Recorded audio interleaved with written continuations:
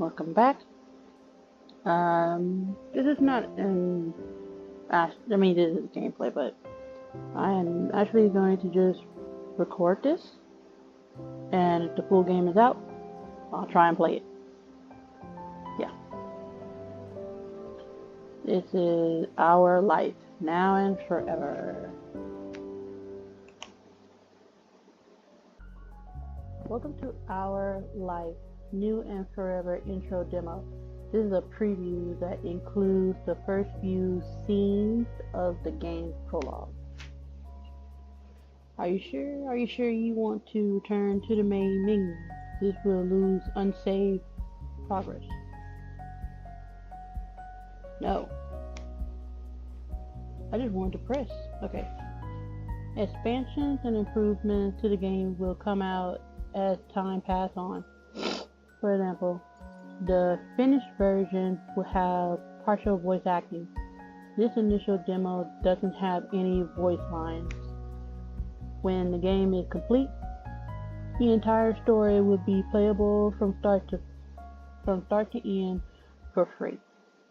Yeah.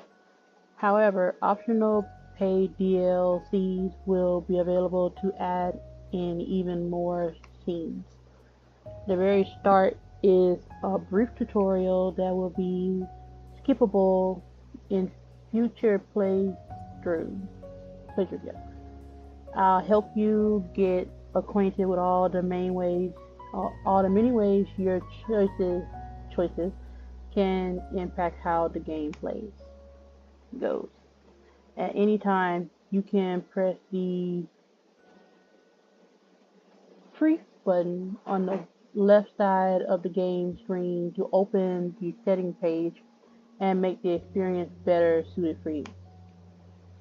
You can change the text size, font style, sound, volume level, turn the light animation elements on, off, and other general options. The story of Our Life, Now and Forever spans 12 years. With the character you play as begins as a 10-year-old child and ending as a 22-year-old adult. In between those points are two other stages of life: 14 years old adolescent and 18-year-old young adult. These time periods are referred to as steps 1 through 4. This demo only contains scenes from childhood. You'll be able to determine almost everything about the playable character: name, appearance, personality, pronouns, skills, weaknesses, how they act, what they feel, and more. So just like the other one. And all of these details can change as you grow up over the course of the game. However, they won't be forgotten. Who you are and who you were is remembered by the game and the character you meet. Choices you pick in step 1 can still be referred all the way in step 4. It builds together. The goal of Our Life is to let you truly live your own unique life in the quaint mountain town of Golden Grove.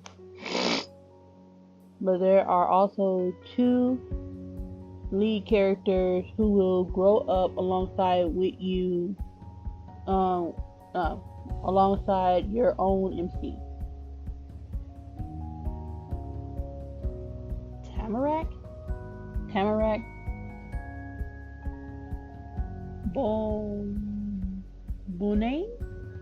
Bonane, and Kyolin.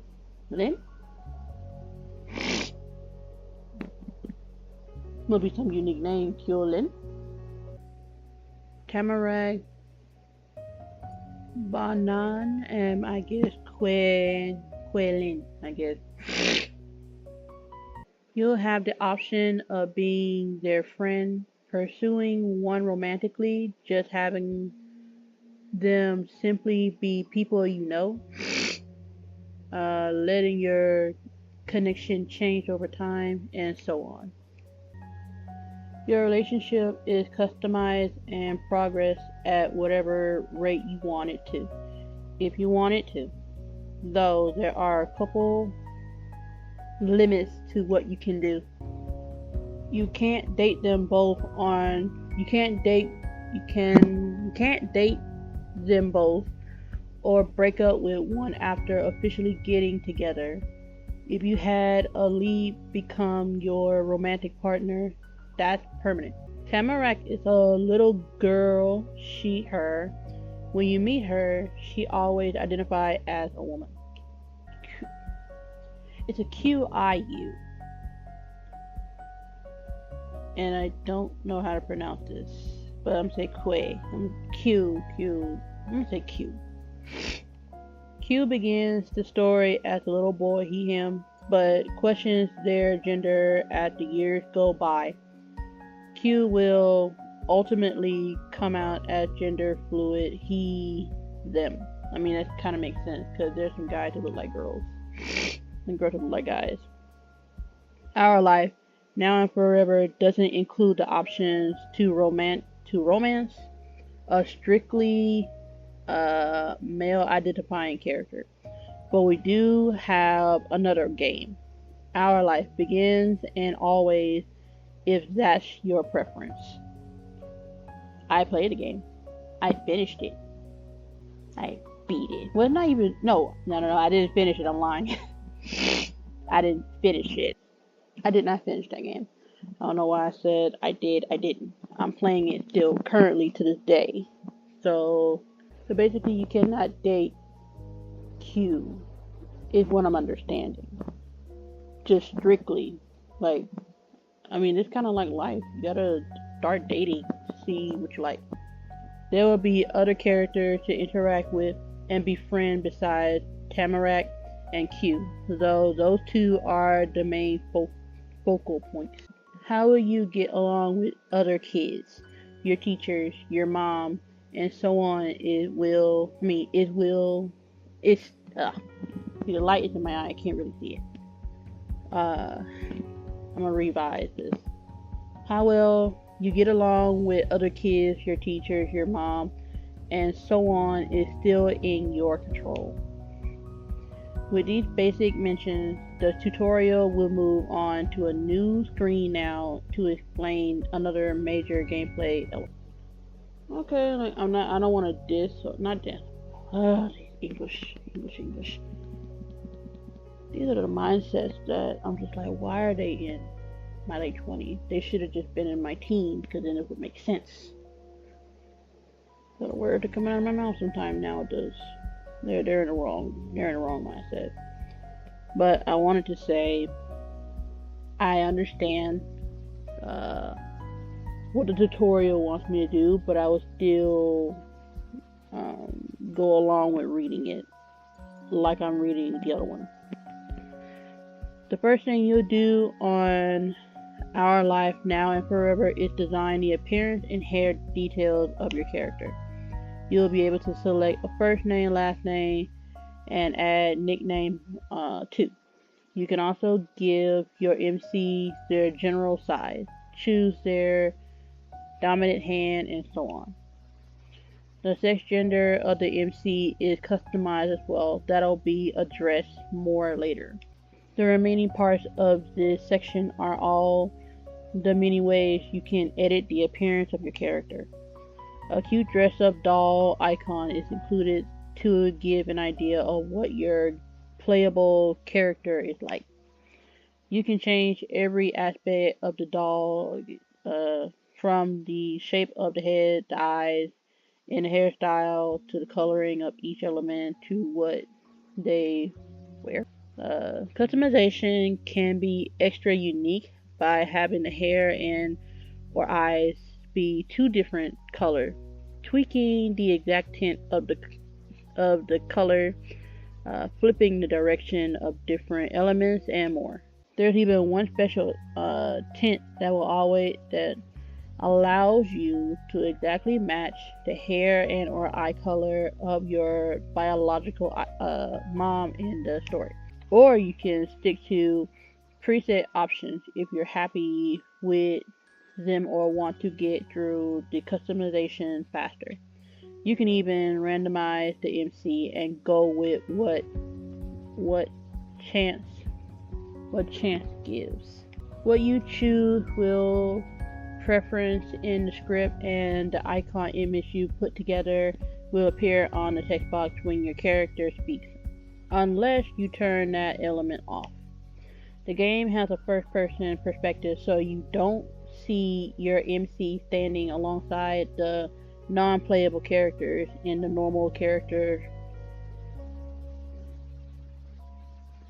sprite style? Okay. This first round of design will set some important basics like eyes, eye color, skin tone, and will never change for the rest of the story, but almost everything else can be altered eventually.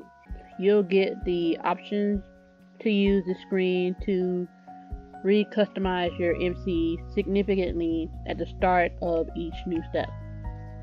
You'll be able to change your first name, nickname, pronouns, hairstyle. So basically we'll change everything. Alright. Okay, I'm sorry, but I want to go ahead and start. Did I break it? Oh, it didn't light up. Oh, okay.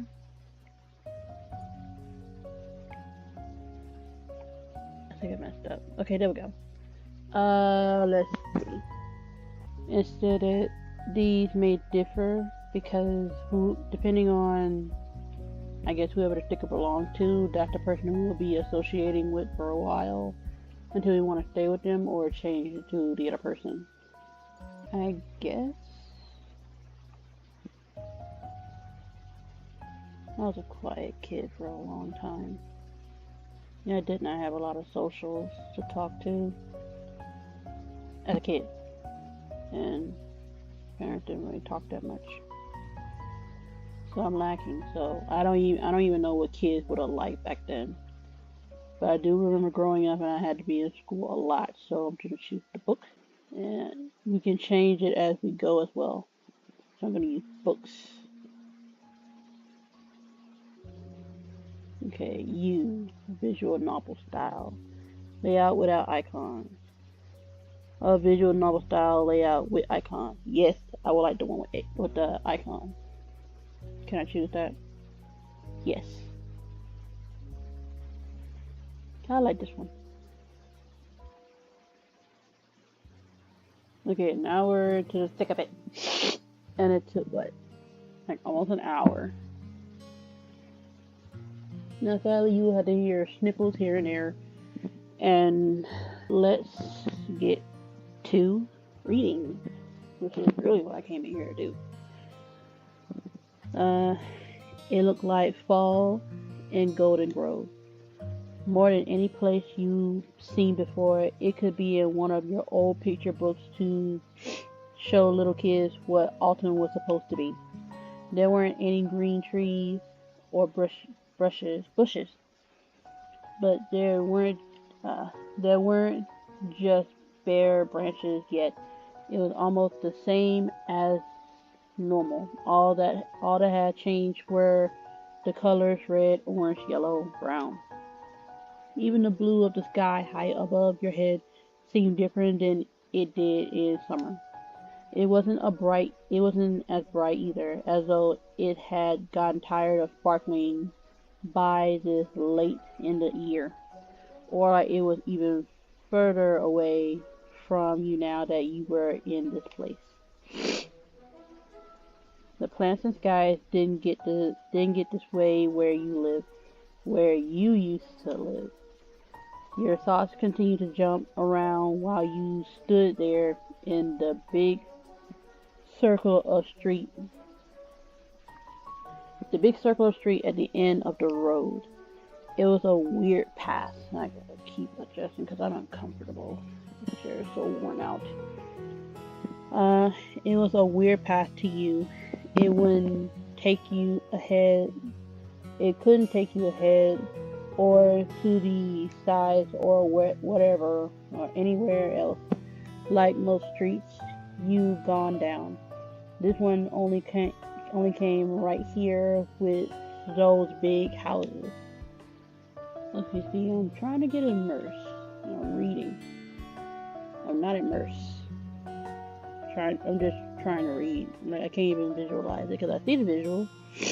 But, the view in front of you was something you only ever seen in picture before from staple together papers that advertised the middle house being for sale. It had been a picture booked to you until this day. Now you know. Oh, now you knew that it felt like fall here too, because it was cold outside. Chilly enough that you sometimes held your eyes closed for a few seconds longer than usual to try keeping your eyeballs from feeling like they were gonna freeze inside your head. It was a real place. The icy air surrounding you said you were really in it, and and it was where you were going to stay. That was new. Your mom and you had lived in an apartment before, and never for very long each time. That was until she got a big job in this not that big town and bought a big house. You wouldn't be going anywhere else for a long time. Now in that moment you couldn't imagine being there forever. But that's just the way it was. The old tan house at the very end of the long round road was now your house, standing tall with two others by its side. Those buildings were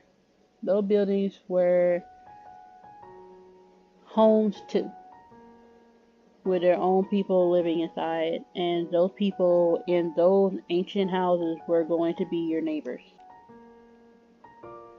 It seemed okay to you. Oh, choice. Okay, ugh, my bad. It seemed okay to you. You felt kind of mixed up inside. You were super excited about everything happening. You were mad. There wasn't much you felt about that. It all made you so sad. You felt scared.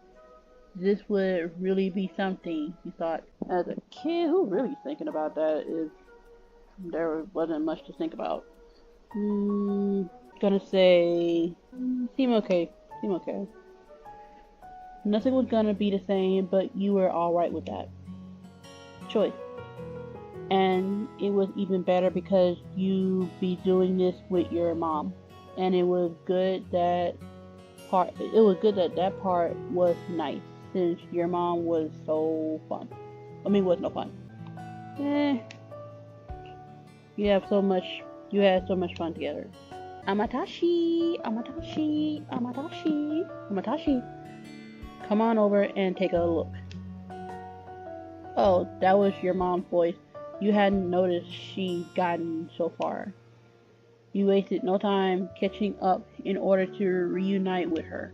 Off the cul-de-sac road, and and cutting across lines and grasses and sidewalk, you reached the picket fence your mom had called from. The gate was unlocked. Unlike the other houses in front of yours was a tiny gray stone walkway that led up to a couple little steps, and those steps led to the door. You walked alongside the private path, making sure each foot landed squarely on a rock and not on one of the dirt rocks in between until you arrived at the end of the something. Then you hopped up the tiny stairs, hopped on the hind. I can read. Then you hopped up the tiny stairs to join your mom. Hey. And there your mom was, standing at the edge of the porch, arms folded and waiting. She must have been moving around before because the shiny opal earrings she had on were twisting from side to side a little bit. Ugh. You knew they were real opal stones because she told you before when she first got them. She also told you a long time ago that her normal name, not Mom, was Opal. Her clothes were the colors of a cloudy day after rain had already come and gone. The kind of day that could be cold and bad or really relaxing and comfy. It depends. Comfy. You wonder which way she looked at it from. You didn't know. The rest of her, though, was so much more bold, especially the matching purpley cranberryness of both her hair and eyes. There weren't a lot of things out in the world with that color that could feel gloomy. Eh. Mom smiled at you. It made you feel as soft and warm on the inside as your mom was on the outside. What do you think? It's a pretty place, huh? Option. I've seen worse junk. God dang, that's rude. I've seen better places. No, it's beautiful. I'm gonna have my own room, right? It stinks, you said bluntly. You shook your head furiously, or ferociously, I don't care. You nodded eagerly. You stared at her blankly. It's okay, I guess. It stinks, you said jokingly. I mean, either one of the questions I didn't get out as a kid, so what usually end up happening is I stared at her blankly. It was paired with a slightly tilt of your head. Her smile stayed in the shape of a smile, but her eyes and eyebrows changed, bending in a way that made it seem like she wasn't really smiling, or it was some other kind of smile. Other kind of smile. She put a hand on one of the white painted pole things that kept the porch roof from falling down. Her fingers moved along it. Won't be too much longer. The real estate agent should be here to hand over the keys in a couple of hours or so. Then it'll be official. We'll be the newest residents of Golden Grove. Grove. I don't think nobody made that a reference by accident. You shifted your weight from one foot to the other. It was a big deal to your mom. Her whole life was changed too. Was changing too. Or changed too. You hoped it wouldn't be a mistake. You didn't want your mom to be sad. Well, you've seen the yard and the outside. You don't have to wait here the entire time. How about you go look around the rest of the neighborhood? She bent down, placing her hands on her knees in order to speak directly to you on the same level. It's a safe town, especially in this area. You'll be able to play freely out here. Choices! You perked right up at the suggestion. You jumped happily. Your eyes went wide in fear. You grasped your pants, wanting to stay together. Grasped her pants, wanting to stay together. You huffed unhappily. You frowned at her. You merely shrugged. You covered your face with your hands, not wanting to go. You turned your face away from her in defiance. It was just an all new experience for me growing up when we moved. It wasn't really anything different. So I guess I perked up at the suggestion because in the end I wasn't jumping happily, but like to know that going somewhere new, because we didn't really go nowhere at all, for real. It was nice. Mom went back to her normal way of standing with her head high and arms folded. That's the spirit. Enjoy yourself, just don't stray into any other streets today. Options. Yes, Mom, that's not fair. I won't promise. I won't promise. You didn't care about rules, but you kept that to yourself. You gave a thumbs up. You grumbled about the restriction.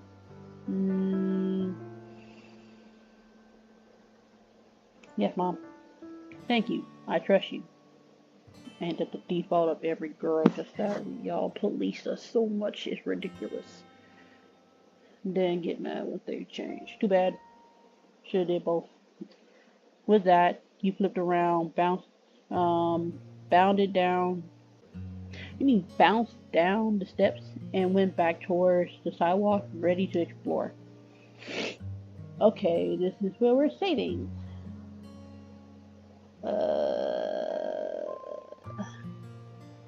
Save file. First one. Not bad, not bad. Okay.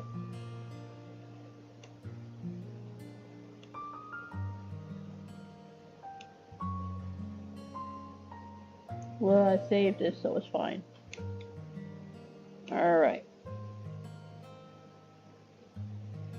That's just step one, prologue. Your shoes really squished into the dirt part when you crossed from where you were down to the soil road. Revise. Your shoes really squished into the dirt part when you crossed from where you were down to the solid road. The smell of the grass and rain softened ground, crisp though somewhat also kind of musty, hung in the air, bringing a whole new year of school with you. The smell of the grass, rain, softened ground, crisp drew somehow also kind of musty, hung in the air, bringing a whole new year of school with it. Itchy nose. You were going to be a fifth grader. It would be completely different from being a fourth grader, but not just because you attended a new school. You be in the highest grade of the place. Maybe that was why your mom was so sure you could do this by yourself. You were growing up. It felt good knowing there was more and more out there that you'd be able to explore on your own. Then before you took one more step, there was a faint tap against your shoulder. It was barely stronger than the wind, but it was definitely something, and it was completely out of nowhere. Choices. Huh? You wonder what that was. You jumped straight in the air out of shock. No. Both your fists went up defensively. I wish I had that as a kid. Would have helped a lot. You screamed no, because I'm not a screamer. You rubbed your shoulder, feeling annoyed at whatever it was. I'm not snobby. I'm not whatever that's supposed to be. It was a ghost, you decided. A ghost. Yeah, sure. It'll be cold then. Not like you can feel that thing. Huh. You wonder what that was. I didn't wonder anything. I would just turn around. This not even close to be realistic. We just turn around. It was kind of weird. You slowly glanced down to the right and the left, trying to get any idea of where the poke could have came from. No one was there. The neighborhood was empty, except for you. You would have settled on it being a mystery forever if you hadn't noticed there was a thing left behind from the encounter. Sitting there, in between the muddy brown blades of grass, was something new. A paper plane. Paper plane. Who would throw this at a stranger, and why would they disappear after doing it? Shy. This is when the act of violence. Hold up. Info page, your details. Q's relationship. Tamaric relationship. Quick game. Close me. Wait a minute, what? Oh. Wait, what? Okay, I'm 10 years old. Where did this come from? I was just reading. Okay. I guess this is the start of the game, my bad. Save? I mean, yeah. Yeah. Okay, that's weird. That's just weird. I didn't even press anything. Or whatever. As you consider those questions, your gaze shifted towards the right side of the street where the tap came from. Tap of the window? Cool.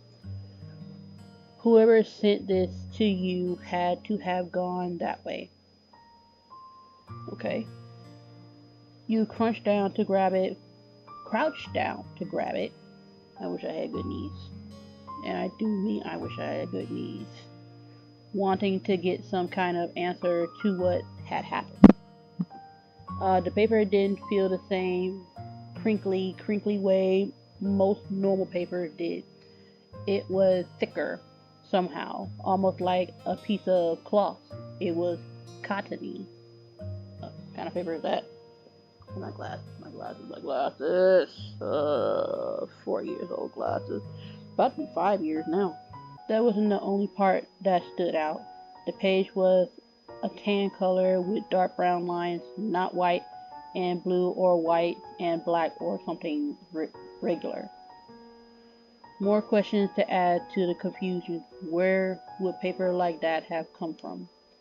You turned the paper airplane around in your hands and squinted your eyes keenly like I'm doing now. There were pencils markings on the outside. The paper had scribbles, or maybe even letters. That was enough of a sign to undo the shape someone had put together. You pulled at the flaps of the plane and flattened it out between your palms as best you could. It was true. The paper airplane had a message. Well, maybe. There were some words on it, but not a lot, and they were on different lines from each other. You read over each tiny part from top to bottom. Hello, go out, hide out, and then in the bottom corner was Amatashi, Shaya. Your name. It had been addressed to you personally. There was no mistake that you were the one meant to get that plane. You scrunched up your face. A person wrote stuff on pieces of paper, turned it into a paper plane, drew it at another person, and the message they sent was that. Choices! This was too weird for you. This was so cool. This was a mystery worth solving. This was stupid. This scared you. This was something. Yeah, because I never had a plane shot at me. It only kind of made any sense. And that they were all real words, but none of them meant anything together. So you weren't sure what to make of it. Choices again. You had to tell your mom right now. You were going to get to the bottom of this. You were done exploring. It was time to go back to that house. You just wanted to go back to looking around. Yeah, I would have done that. I would have just started looking around again, because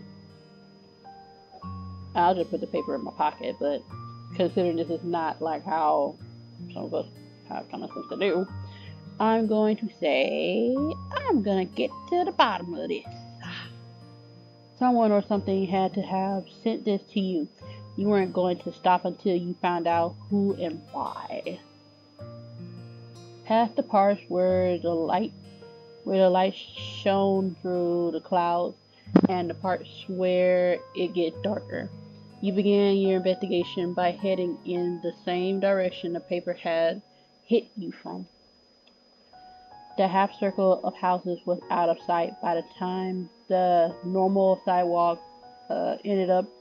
The half circle of houses was out of sight by the time the normal sidewalk ended, and it really ended. Instead of connecting to another street with homes or stores, there was the car road behind you and a bunch of trees and plain ground in front. Going down to the road would have to bring you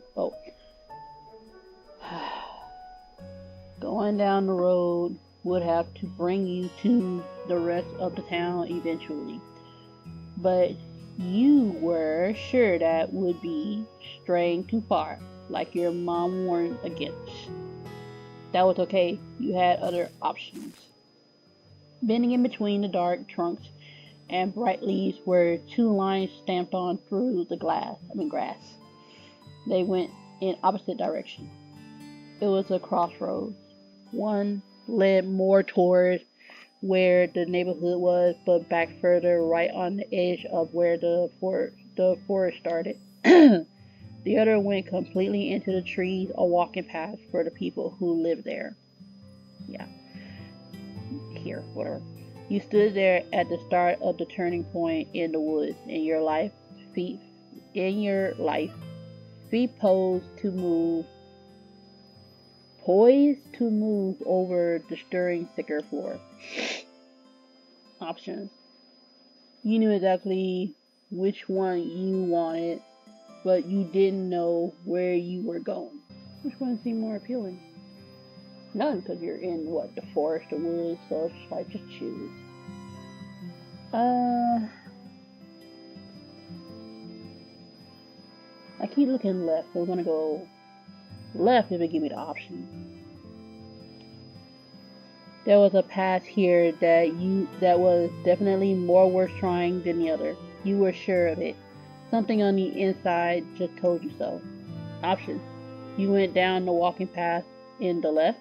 You went along the tree line to your right. I'm going to the left. And your quest continued. Once you went through the forest wide path, you had truly entered the wild woods. Nothing else surrounded you any longer. Nature spread across the land with the narrow dirt line and fence bringing the only sign anyone had walked in this spot before you. People were only visitors here. Cool. Golden and red leaves gently rustled against each other in thick clumps with each tree's branches flowing into the others nearby. It was enough to keep the sky and sun out almost completely, but the leaves burned bright with the light basking over them from above. The foot-made passage continued to twist around up higher into the mountainside further than you could see. Option. You were amazed. It was sort of nice. You felt uneasy. You preferred the neighborhood over the woods. Yes. It was dirty and icky. This was your kind of place. Your curiosity was pegged. I guess it was so boring. That was a creepy place. Awesome. Okay. You regretted coming out here. The forest was frightening. No, cause we actually had like a forest right there at my elementary school, and I just look at it. It seemed fascinating, to be honest. No, it's not my kind of place. Let me be honest with you. It's not my kind of place when it has people in it. It's no longer safe when there's people in it. But this is the fact of what's going on today and what was going on for centuries. But if I can go to the era where it was so peaceful to just go in there and find Bambi, yeah, this would be my place. With your wide, wondrous gaze English revised. With your wide, wandering gaze thrown every which way, you let yourself flow deeper into the thickest. The quiet bubble that existed here in the forest, away from the town, popped from a sudden. Okay, I gotta revise. I'm trying to read and get immersed. It's not working. The quiet bubble that existed here in the forest, away from the town, popped from a sudden, unnatural clatter.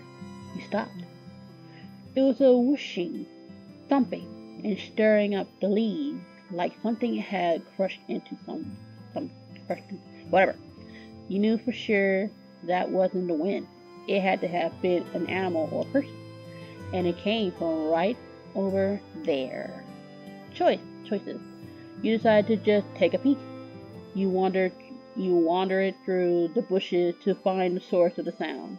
You picked up a stick to throw that way, just to see if something happened. I get the logic, I'm throwing a stick. While keeping your gaze trained forward, you bent down and felt around for a good-sized branch or something else that you'd be able to throw far but still have enough weight to get through the trees.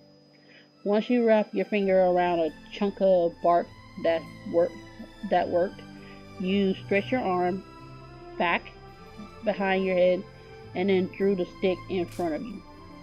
It flung forward and noisily disappeared into the brush. You couldn't see where it landed. The leaves swallowed it up whole. But that's all that happened. Nothing jumped out at you. It just got quiet again. Choices you decided to take a peek. You went through the bushes to go look directly. Take a peek, we're still being cautious. I don't know what can happen. You crouched lower and snuck off the path. It was harder to keep your footing on the slanted, untrimmed ground. When you reached a really tree-cluttered spot, you grasped at the branches and pushed them aside in order to poke your head through. You moved them the same way you opened up a set of curtains, but it was a lot harder to do. The tiniest branches couldn't take the bend and snap from the pressure. You could feel the splintery ends of the plant scratch a little at your face and clothes. It wasn't as secretive. It wasn't as secretive of a check as you hoped it would be. On the other side of the tree line was still the woods, but kind of an empty part. There was a lot of open ground with no trees or branches growing and tons of leaves that were gathered into piles. Past that clearing, the trees were back and even more closely pressed together. I'm just looking at the animation. That was cool. There's another one. The leaves are falling. Oh, that's different. Revise. Past the clearing, the trees were back and even more closely pressed together. They were by the path. It was mysterious. There was nowhere else to go, and nothing seemed out of place to you until...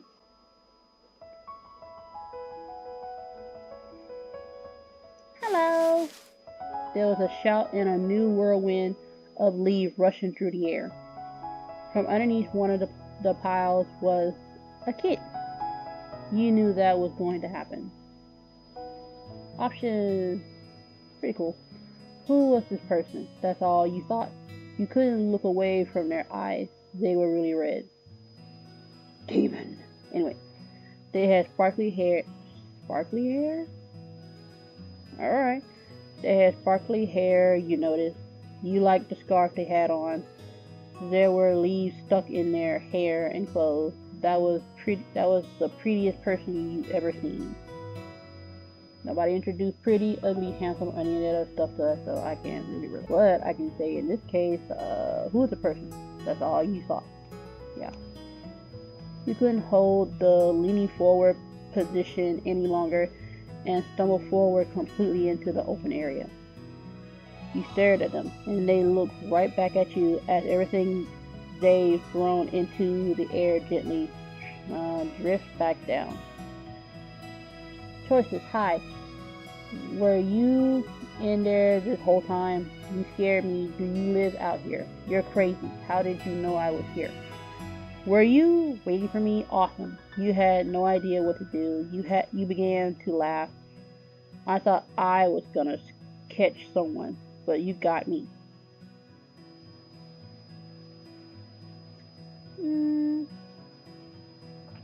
Would have been scared just a little bit, but I wouldn't say you scared me, because it wouldn't be so scary to see them.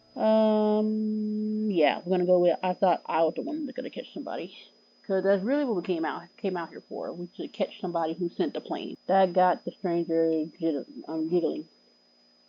Yeah, I got you. Wait here. The jumping jack kid hopped again. This time it was to get up off the ground. Cool. They dashed to the opposite edge of the open space, leaves scattering behind them, dropping out of their clothes and being kicked up by their steps. You were already wondering what was gonna happen next. From behind one of the tall cricket trees, the kid began throwing sticks and other plant pieces around. They were uncovering a hidden treasure, a big brown bag. They had to use both hands to lift the pouch and get it over their heads. The stick trap pulled tight under the strains of the weight attached to it. The line of their mouths looked just as strange. The stranger huffed when they released the bag from their fingers, letting it rest completely across their shoulders. You heard stuff bumping around inside from your position way over here. It was a really full pack. Cool. But it didn't slow that kid down. They ran back at full speed to meet you where you were. When they were in front of your face, they gave a wave and asked a question. Hi, are you a girl too? Options: no. You shook your head. I'm not a girl. No. Why would you think that? You asked curiously. No. Why would you think something like that? You asked feeling insulted.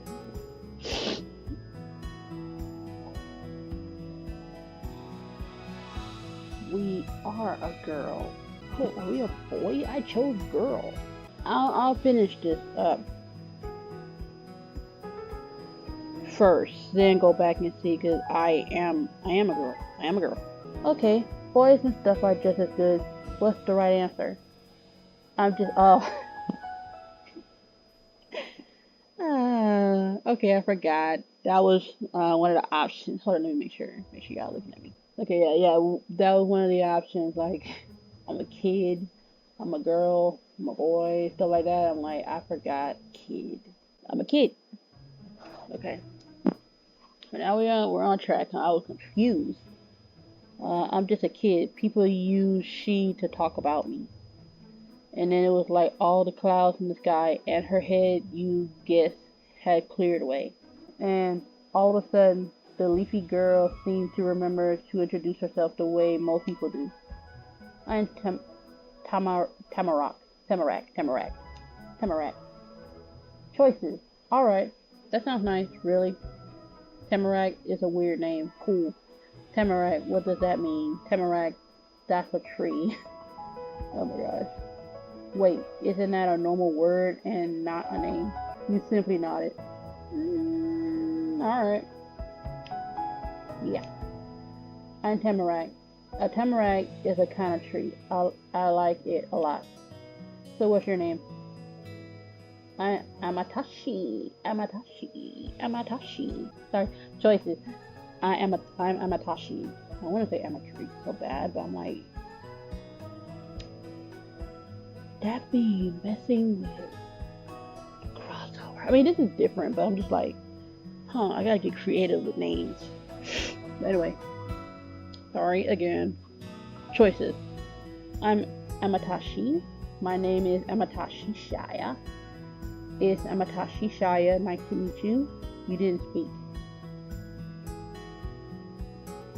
Did she give her last name? No. Wow. Hi, Amatashi. She greeted you with a finger spread wave of her hand, as swiftly as if you always known each other and she's done it 100 times. Do you like it? Your name? Choices. Yeah. No, I don't know. Sometimes. A little. It's alright, I guess. I like my nickname more. You nodded in agreement. You shook your head against that. You shrugged vaguely. No, I love it. Amatashi. I gave it to her. My name. Her name. Bing. Weird. Yeah. More choices. But people should call me Emma only. My mom uses my name. But people sometimes call me Emma, except my mom. But my friends always call me Emma. But my friends sometimes call me Emma. I didn't have no friends as little kids, except my siblings. And some people sometimes call me Emma. Oh, alright. Why are you here? Where did you come from? Are you visiting? She piled on one question after the other, letting them bubble out like her laughter. Oh, I like that we're smiling. I didn't see that. I'm not some kind of tourist. My mom and me moved into this town. Tamarack gasped, her large eyes opening even wider. Can it get any wider? They were full of sparkles. Me too. I'm new too. I moved to live with my Ami and Opa. Opa, whatever. They have a house here and I'm gonna be there now. Choices. Who are they? Are those your parents' names? Ami and Appa? You're living with your grandparents? I assume grandparents now, because it's there. I've heard that before. Ami and Appa is grandma and grandpa. I have no idea what you're saying. You listen quietly. Yeah, I would have listened quietly, but that's not what we're doing today. But today we're going to ask questions. Nope. Omi and Opa mean granny and grandpa. It's German. Oh. Choices. Oh, alright. That's nice. Nifty. I have no idea what it'd be like to not live with my mom. Are your parents dead? Why did you move in with them? What about your parents? You didn't say anything to that.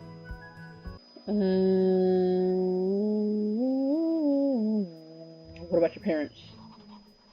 They're busy. Okay, they're busy and not at home. I wouldn't go to school or do anything if I stayed there. So I'm gonna live with Omi and Paul right now. Choices. Okay, that sounds sad. Your parents seem lousy. Just left and right things are not going well. Choices, cause I'm going through it right now. Okay, that sounds sad. Your parents seem busy. Weird. Do you feel bad about it? You weren't sure what to say. I say okay, cause I don't go no further than that. But her explanation wasn't finished just yet. And I'm busy too. You are? Yeah. I've been here 5 days and it's really good. There's so much out here. I probably won't be finished for a long, long time. Months maybe. This is my very first day in Golden Grove. Wow, that's barely different at all. We're a match. She furrowed her extra short eyebrows as much as she could as a new idea came to her. Hey, I'm a girl and you're not, but we're both new, and what if we're the same age? I'm 10. Choice, I'm 10 too. You're 10, so am I. We are the same. Why do you even care? You nodded yes. You held up all 10 fingers. You kept quiet. Okay, I'm 10 too. Hooray, same age forever. No. Happily, Tamarack held onto the sworn strap of her big bag and bounced up and down in places. You decided that this was the perfect time to talk to her about what you were doing. Choices. Hey, I got hit with a paper airplane a little while ago. Was that you? Did you throw a paper airplane at me? Do you maybe know anything about a paper airplane? Tell me the truth. Are you the paper airplane person? Do you know what this is?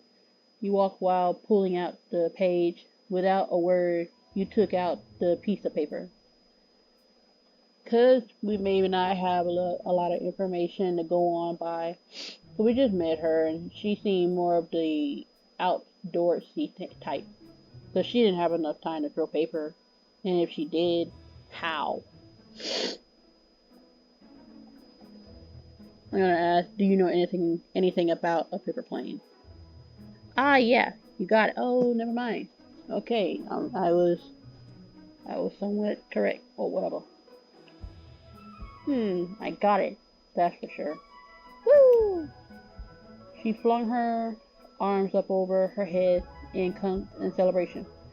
knocking her bag out to the side. It made a thump noise when it swung back against her. My aim is good. You blinked at her in disbelief. You've done it.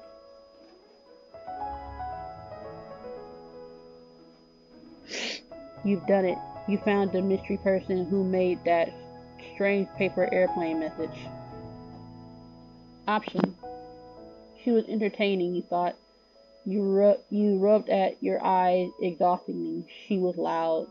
It made you nervous. You couldn't believe the trouble she set off. You smiled you smiled to yourself shyly. She was so cute, you thought. Nah. You didn't know how to feel about that.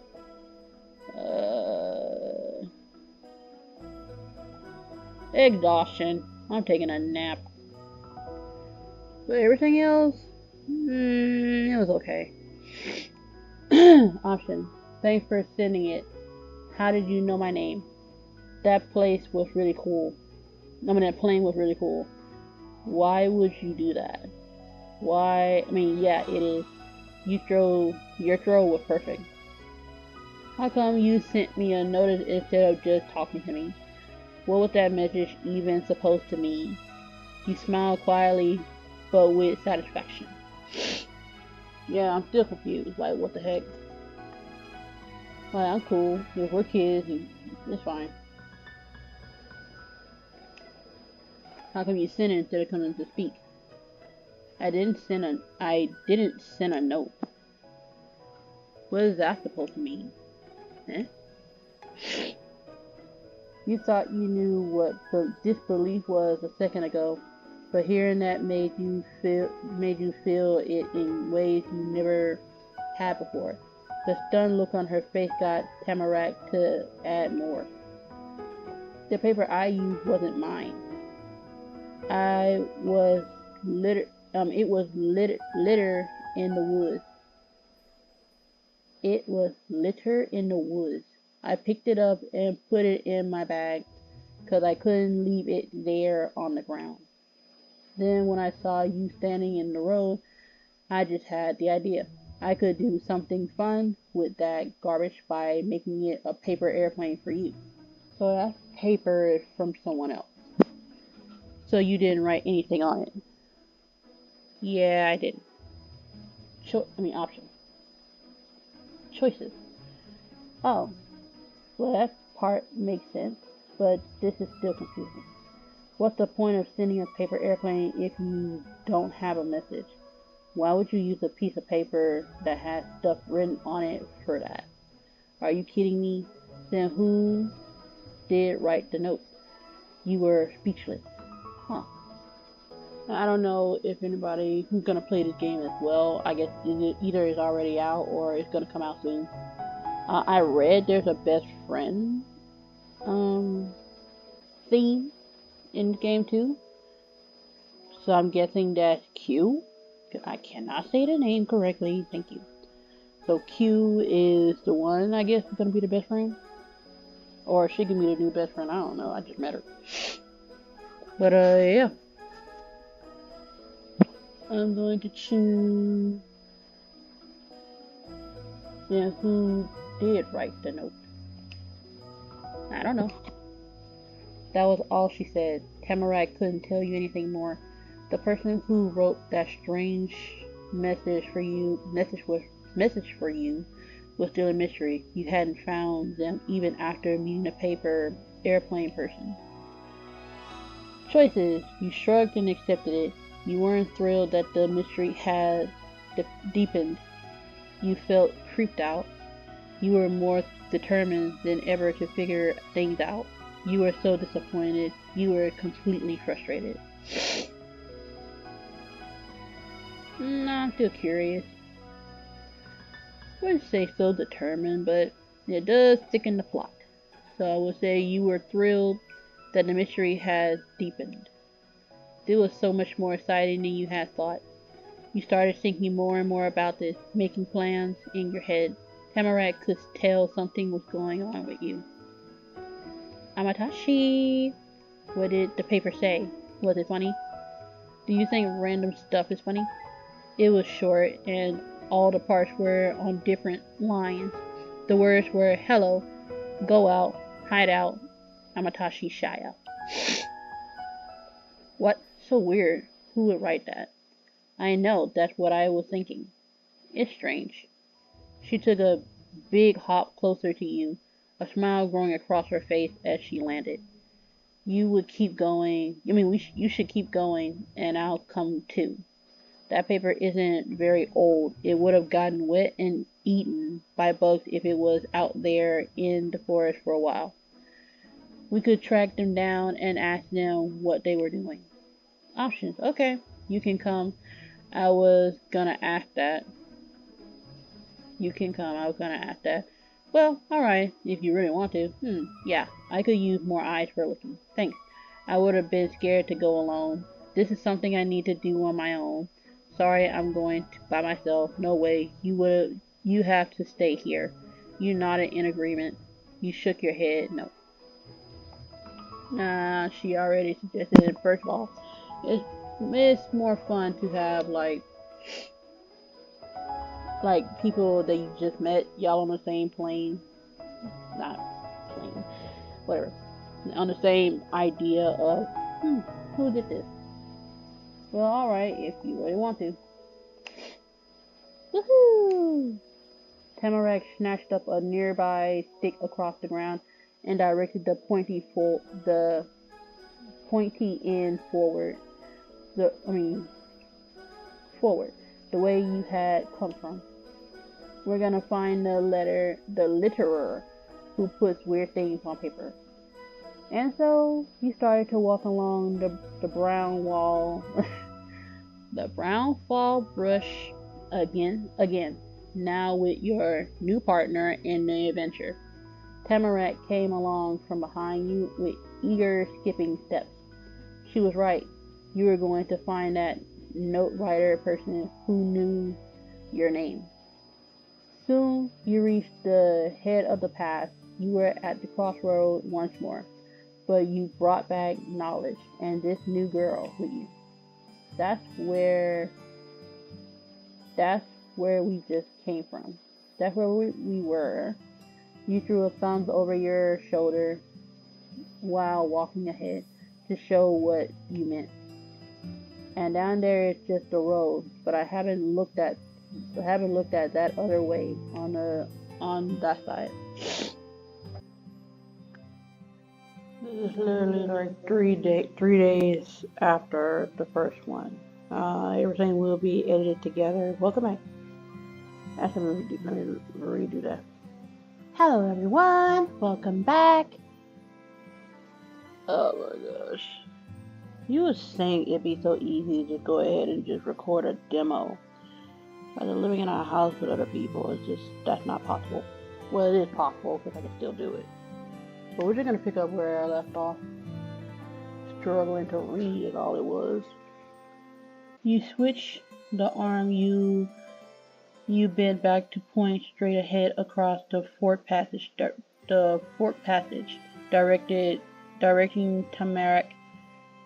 Tamarack's gaze to the second dirt imprint. Are you sure you want to return to Miming? You know. And it's so wonky. Wait, so if I press A, this happens. Okay, that's why. Okay, I'm not gonna... Oh! Oh no, oh no. I skipped it ahead, that's not good.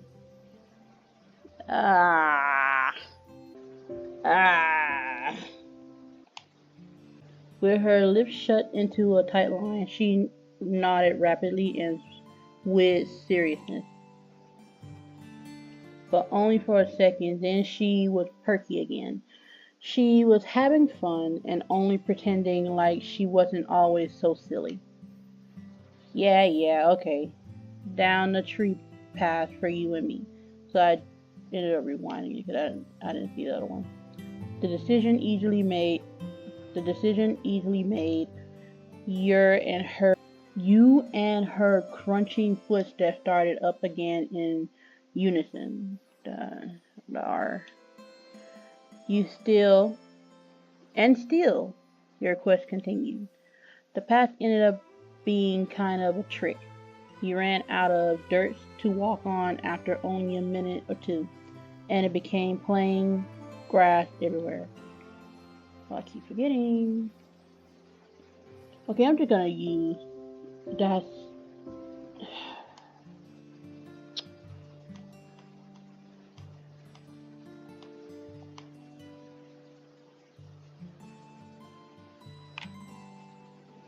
gonna put my controller down and just use the tap of the mouse. There's the mouse of my laptop. Okay, talking about grass. Luckily, you only had to keep following the curved bend of brush and tree trunks that separated the forest from not the forest to know you were from not the forest to know you were going where you had planned to go. How separated forest? Okay. Tamarack hummed a happy tune, not bothered by the change in the ground at all. You made eye contact, and she started to speak words instead of music. It's good that we're looking this way. Walking down the road that goes to the town would have been a bad idea. Omi and Opa have a rule against that too. I can't remember. It's probably Russian. I don't know. Oh, then how come? Her eyes went wide. Whatever news she had to give must be something awful. Amatashi. You have no idea because you just got here. But I've seen it. The town here is bad. The buildings were probably new when my Ami and Oba were 10. It's old and dusty. Nobody is going anywhere or doing anything. They just live in this place, sit around, and do that forever. You can never have fun here. She spoke gravely, giving the topic a moment of silence. After that, her spark came back, lighting up her features. But it's all okay since it's right next to here. Tamarack hopped along, directing her stick to the tree line at your side. Everything in the forest is growing or dying or changing no matter what. You look at one spot, you look at a different spot, you look back at the spot and you'll see something new you didn't even notice before. She spread her arms across and opened up in front of your face playfully. It's magic. Wow, you're right. Then as you strolled even further, something came into view. You almost didn't notice it at first. Ooh, treehouse. I like that cinematic movement. I'm not good with words like that. I just use it because it looks cool. I like the motion. I guess I should make it simple. Stretching about as high as the trees and made out of revive. Stretching about as high as the trees and made out of practically the same color wood was a tower sort of thing. The bottom of it was mostly empty space with thin stick poles at the corners and only one full wall. There were little fake rocks stuck to the board of the wall side, probably for people to climb on. Above was an actual floor with a slanty roof and railings around. Some road dangled off it in multiple places. The thought came to you that it had the same feeling as a treehouse, except not in a tree. It definitely wasn't a real house. You might have found a local playground. A squinting squeal came right into your ear. Tamarack has noticed the wood thing too. Let's go see it. She pulled away from the side of your head to march to the tower without waiting for you to even answer. Curiously, you moved closer until you were right in front, and that's when you come to the shocking realization that there was something up in there at the top.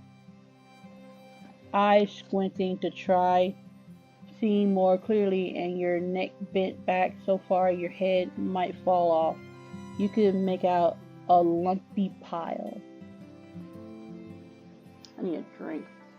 The one thing about me when I start talking again, as a topic or I'm just straight up reading, I tend to salivate a lot for no reason. Because I don't talk to anybody for real. So a drink, and along with the drinking, dry my mouth for a little bit, and it can help. Choices. You just stood there looking. You shouted out. You gave the base of the tower a swift kick. You gave the base of the tower a good shake with both hands. You grabbed on to the part sticking out to try climbing up there. So Tamarack is already running up to it. Shouting doesn't make any difference. I'm going to give the tower a swift kick. In the blink of an eye, you pulled one leg behind you and swung it at the board closest to the ground. The tower didn't move at all, but the strike made a clack noise and hurt the tips of your toes. Sounds about right. Hello, hello, is somebody home? The sudden sound of a clattering ruckus from inside the fort made you flinch in place. It was a scrambling, thudding noise that you knew came from movements. Must be the new person. That lump stopped being just a lump. It shot up, bent right over the railing, peered down, and saw you. Yep, another kid. It was another kid. Yay! Choices. Who were they? I sound like a freaking robot. Who were they? That's all you could wonder. You couldn't look away from their eyes. They were really deep brown. Are they? Alright. Oh, they must be Q, because I can't pronounce his real name. They had a pointy hairline, you noticed. You liked the fluffy hood coat they had on, fashionista. That was the prettiest person you'd ever seen. As a kid, if you didn't look like me, you was interesting. Like, that's all it was. Because you're not someone I would see every day. That's not in my neighborhood or any of the neighborhoods. So in this situation, yeah, the eyes would have got me. But well, no, I'm not gonna give a backstory to that. Maybe later. But they were a deep brown. The silent standoff surprise played out between you and the stranger. Then all together, one half of their mouth, one of their eyebrows, and one of their hands shifted upwards. That lopsided pose they had and the fact that they were at the top of the tower made them seem pretty in charge here. Huh. Who are you? Why are you in my backyard? Say what? This is your backyard? Oh, they were in charge. They're here. Choices. I'm Amatachi. I want to say it so bad. I didn't know this was your background. Backyard. I didn't know this was your backyard. I couldn't tell. Sorry. I'm looking for something. Who are you? Hi. Your backyard. There's no fence or anything. You said absolutely nothing. I didn't see no fence. So yeah, we're gonna go with that option. Somehow, they twisted their smile and leaned over the railing even more than before. Yeah, there's no fence, but there's a house right over there. And if you look again, You can even see that's the back of a house. And so this is the backyard, my backyard, because I live in that house. You knew what a house was and what a backyard was. The kid was making a joke of you.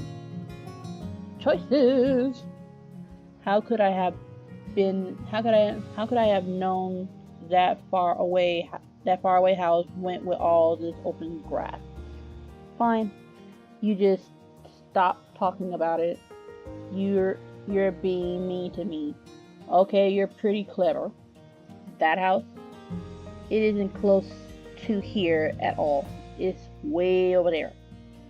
You're a real jerk, huh? They were funny. Oh, they were funny. You had to admit to yourself. I had no sense of humor. See, now like that, I'm using almost like myself in this one, whereas I do so in the other gameplay that I haven't finished. I don't put myself in there. So I think I'm finally getting to the point in my mental journey or my healing journey, which is what it is, that I can finally just put myself in certain places, in certain mindsets, in certain areas. Just not as much. This is the only one so far I can do. So I can feel it. I'm gonna say that house. Your perfectly wise argument didn't have an impact on their stupid smile at all. Well, because it doesn't matter. I do have a pretty big backyard. Thank you for saying so. After doing her own snooping, Tamarack skipped out from under the tower to join you in the stranger's eye line. She didn't miss a beat, waving and introducing herself to the new person. Hiya! I'm Tamarack. Hey. At that, they pressed the palms of their hands hard against the railing, then used it to kick their legs up over the sides and throw themselves right off the floor. Wow! There was a powerful crunch and gust of air when the person hit the ground just a little to the side of where you were. They landed on their feet, crouching into a ball and making the hood of their jackets flip over their head from the impact of falling so far down. The person stayed like that for long enough that the leaves they stirred up settled quietly onto the grass. I am struggling to read. It is terrible, and I love to read. Then the kids straightened themselves out with more pose than you could have expected. Square shoulders, chin up, and with one hand they pushed the hood down over their back again. They were confident and knew how to show it. That's that. Choices. Why would you do that? That was so cool. That seemed dangerous. That was so dumb to do. Could I try jumping off there? You could have crushed me. You were left speechless. It was impressive. You were left speechless. It was crazy. I mean, our mom literally said let's go have fun. So, and there were many things I tried as a kid. So here we go. Could I try jumping off there? Maybe sometime. Oh, I mean, we're gonna be seeing each other. Cool. They took hold of the open sides of their jacket and flapped them out, shaking off bits of sticks and whatever other stuff that got on it when they collided with the dirt. They took hold of the open sides of their jacket and flapped them out, shaking off bits of sticks and whatever other stuff that got on it when they collided with the dirt. Anyway, they shift their head around to get their hair back over their shoulders the way it was before, and then jabbed a finger into their own chest. I'm Mr. Q-Ling. Something like that. Qiu. and L-I-N. It means both of Quig's arms spread out openly, gesturing to the wide world around. Autumn, nice to meet you. What are your whole names? You gonna give your whole name? God dang. True chuckled. Tamarack put on a fake voice that was deeper than her normal one and probably meant to sound mature. I'm Miss Tamarack. Bowman. Wait, that's really how it sounds. Bowman? I'm not looking at my yearbook. I'm Miss Tamarack Bowman. A tamarack is a tree. Okay. That introduction got a thumbs up from Q. Cool, Miss Tamarack Bowman. Choices. My name is Amatachi. I am Miss Amatachi Shia. Why did you say it so funny? You didn't say. But shouldn't the U come after the Q? I already knew Q meant autumn. It's Chinese. Really? Because I failed Chinese. And I couldn't learn that in 3 or 4 months. That's not how my brain works. And trying to jab all that before a field trip, that still didn't work. I only remember hating winter.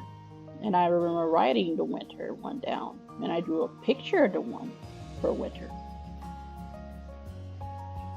I might show it in the next one, I'm not sure. Or I'll show it in this one. I'll just go back in my inventory and get it. Maybe it'll be at the end. Or it'll be somewhere in this video. But yeah. You're not a mister, you're a kid. Why did you say it weird like that? At this point, we're not here to question anything. We're here to vibe, to get to know them. So I'll say my full name. That was perfect, Miss Amatachi Chaya. Oh, but I've got a nickname that people sometimes call me Emma. Cool, I got a nickname too. It's Autumn. Not really. Because like I said, that's what my name means. You can use it if you wanna. Alright. Wait, and also, how old are you two? We seem pretty similar to me. Me and her are same, 10. Q slapped his fingerless gloved hands against the front of his chest to show just how taken aback he was. Whoa, so am I. No one else close by was exactly 10 before, and now there's 2. Now there were 2 more. Wow, we came at just the right time. You did. And you two are gonna grow up someday, and I'm gonna grow up too. But that's never gonna stop us from being the same age. Cool. Choices. Yeah, this is great. Okay. Even if we were the same age, I still act older than you do. Even if we are the same age, you still act older than I do. You just stood there quietly, you shrugged it over, you gave a big thumbs up. Can't really say I act older than I do. Does it appear like I act like I do? That's because I'm quiet most of the time and things happen. So let's just say on a different note, let's say, yeah, that's great. More 10-year-olds were better than less. But the talk you were having ended with a clear clap from Q to bring it to a close. Now that we're people who know each other, I still want to hear what you were doing. I lived my whole life in this town, in this neighborhood, in that house, and I've never seen either of you anywhere. There's gotta be something going on. Tamarack's wide, knowing gaze met yours. You understood what you had to do. Well, you reached right inside your pocket and presented the mysterious paper to Q. wanting your own explanation. But before you even said anything about it, Q wheezed with a tight grimace. He looked as stiff as the wood tower behind him, just like that.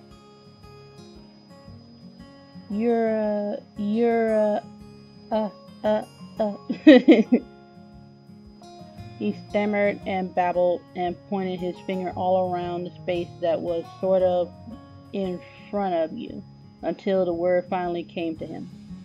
A sorcerer. What? No, wait. Q threw his hands up higher towards his shoulder, the sudden movement making sure nothing interrupted his train of thought. You're a thief. Nah, that's why you're here. You robbed my house. We robbed your house. Yes, my name is on the paper. And I didn't send it. So you sent it. Choices. That's right. I'm gonna steal all your stuff. No. You were right before. I'm magic. I'm a sorcerer and a thief. I'm not a sorcerer or a thief. That makes no sense. Why do you sound so excited about that? You think I'm gonna rob you? You didn't know what to say to that. Why would I let you know I was here if I was gonna steal things? I don't know which one sounds clever because I did not have a lot of clever things to clap back at. I'm gonna clap back this week. So he knows Amatachi. He knows her. How though? How did he know her? And then he's trying to make up an excuse. So let's just say, I can't play around knowing that he knows. Why would I let you know I was here if I was gonna steal things? Oh, that's easy. It was a check. Anyway, you had to make sure nobody was home before you broke in. I ruined your plans and figured you out. Do you really think I'm a robber? He got all fluttery with his laugh and the waving of his fingers. No, you're just a kid, but we got some good tricks. Q tucked one of his hands inside his pocket. He moved it around in there, humming the whole time. There was some kind of secret pocket or compartment in that coat. Aha! Just as you saw it, when he removed his hand, he was grabbing onto something. It was a little notebook. The edges were bent up and crumbly probably from being squished a let before. I'm gonna revive that whole thing.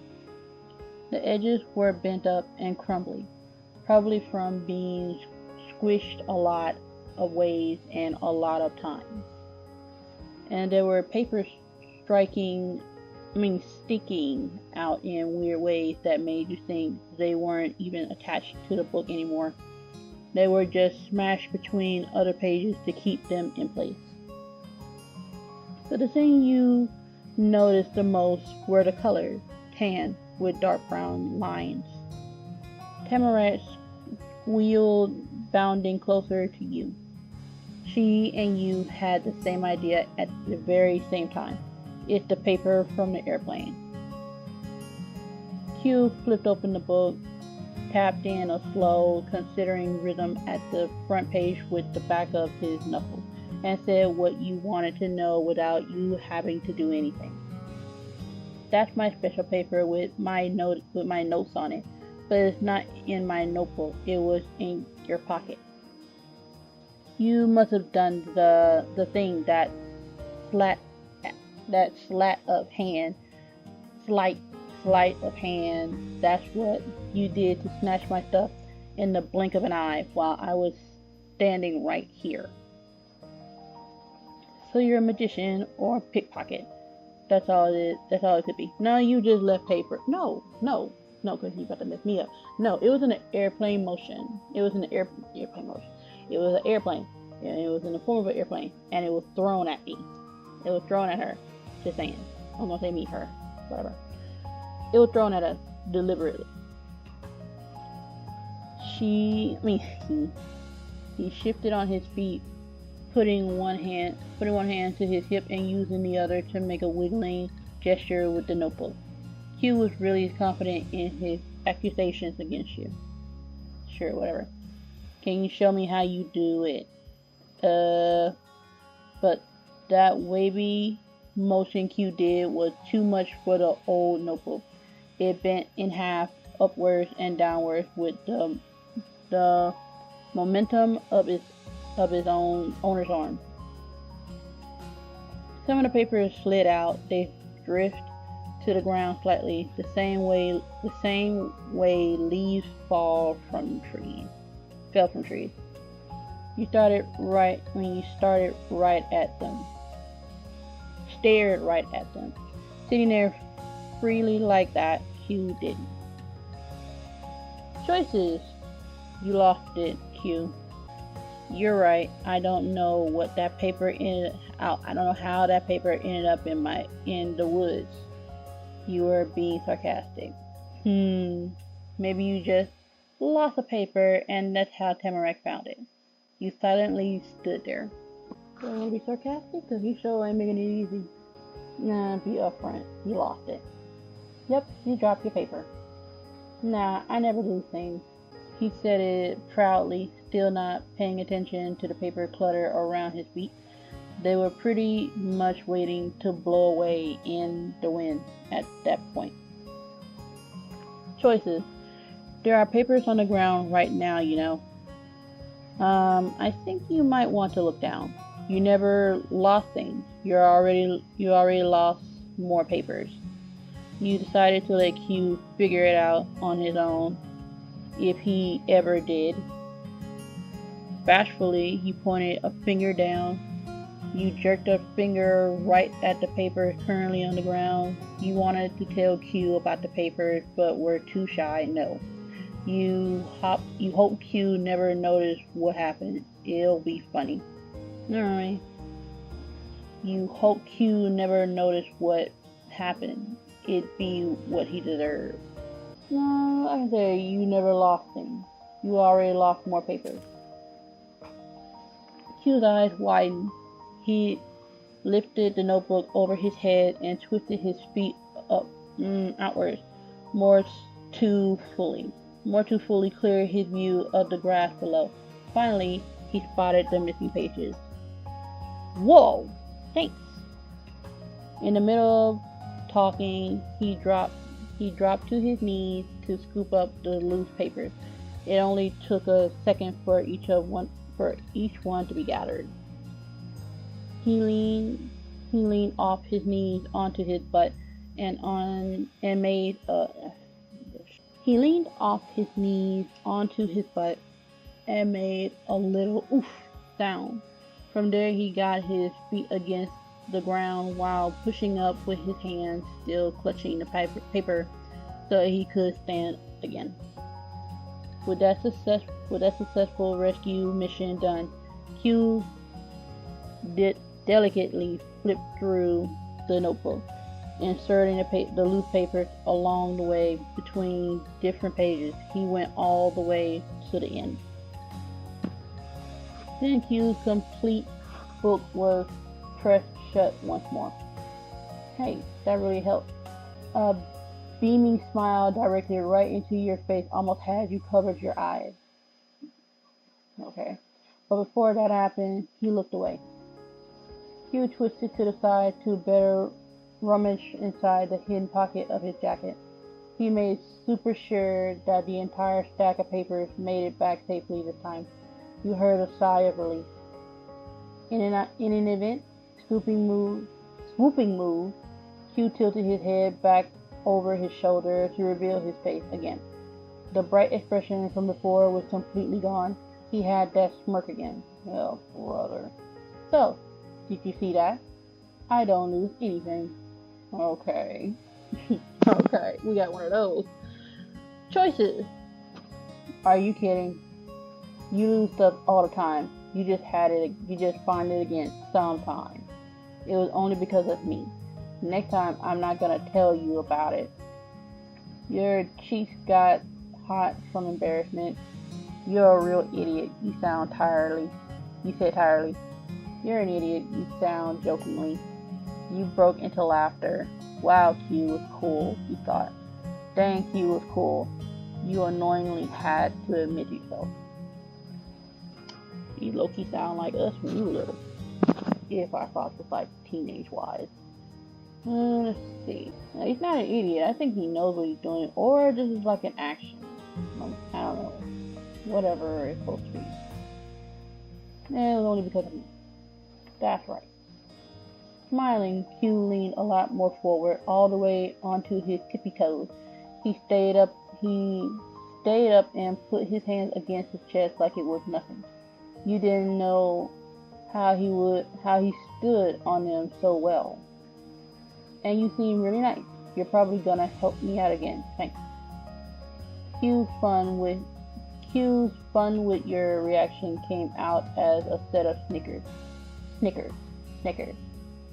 His cheeky mood drifted away once those were done. Q twisted to the side to better rummage inside the hidden pocket of his jacket.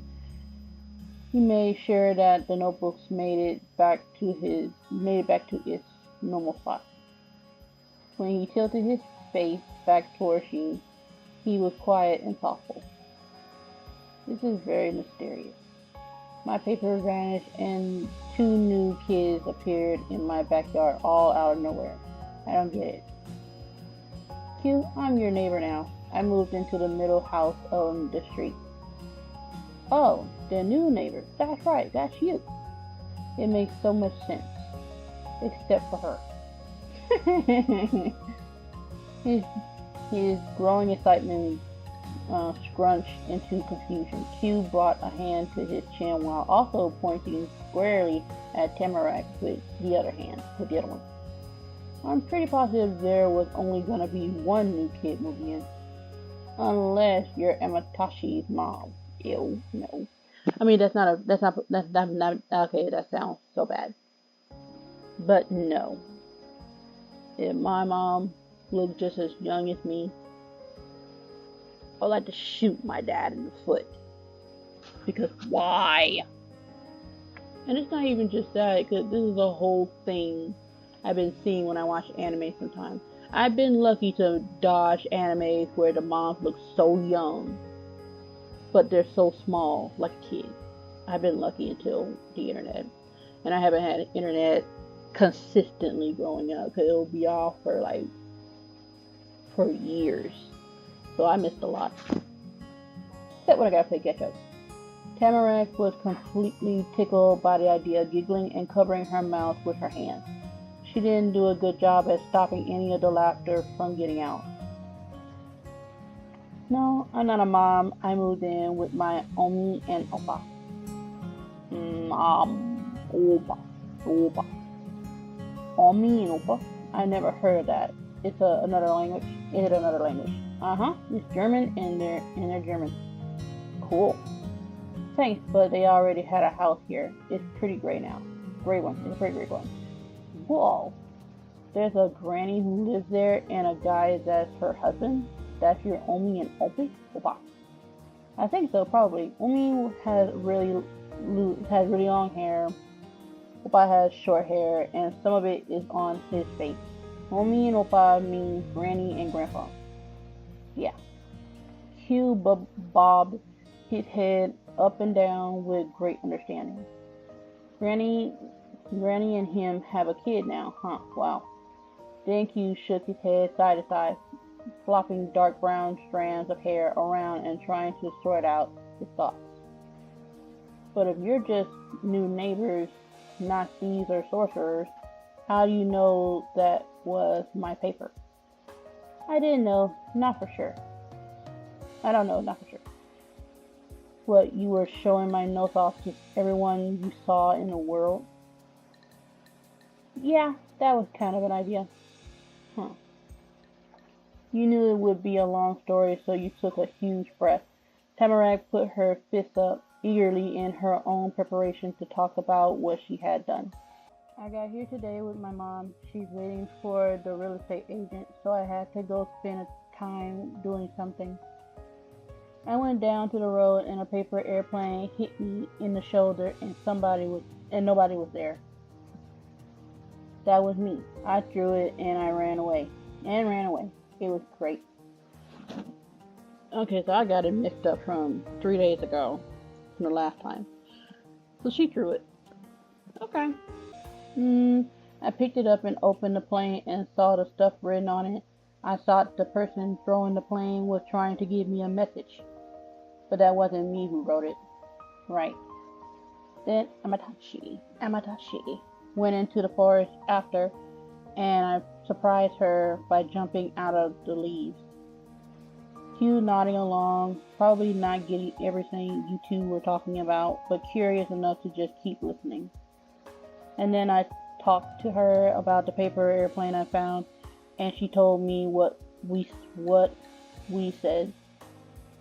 That she made the plane but didn't write what was on it. I asked where she got it.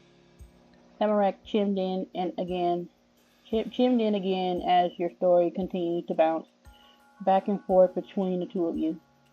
I found it on the ground in the woods. It already had the note, but I didn't think that was important at first. Amatashi made me wonder about it. We went out to discover the word writer. And it was you. Huh. Q put his hands on his hips as he thought hard about the info he learned from you.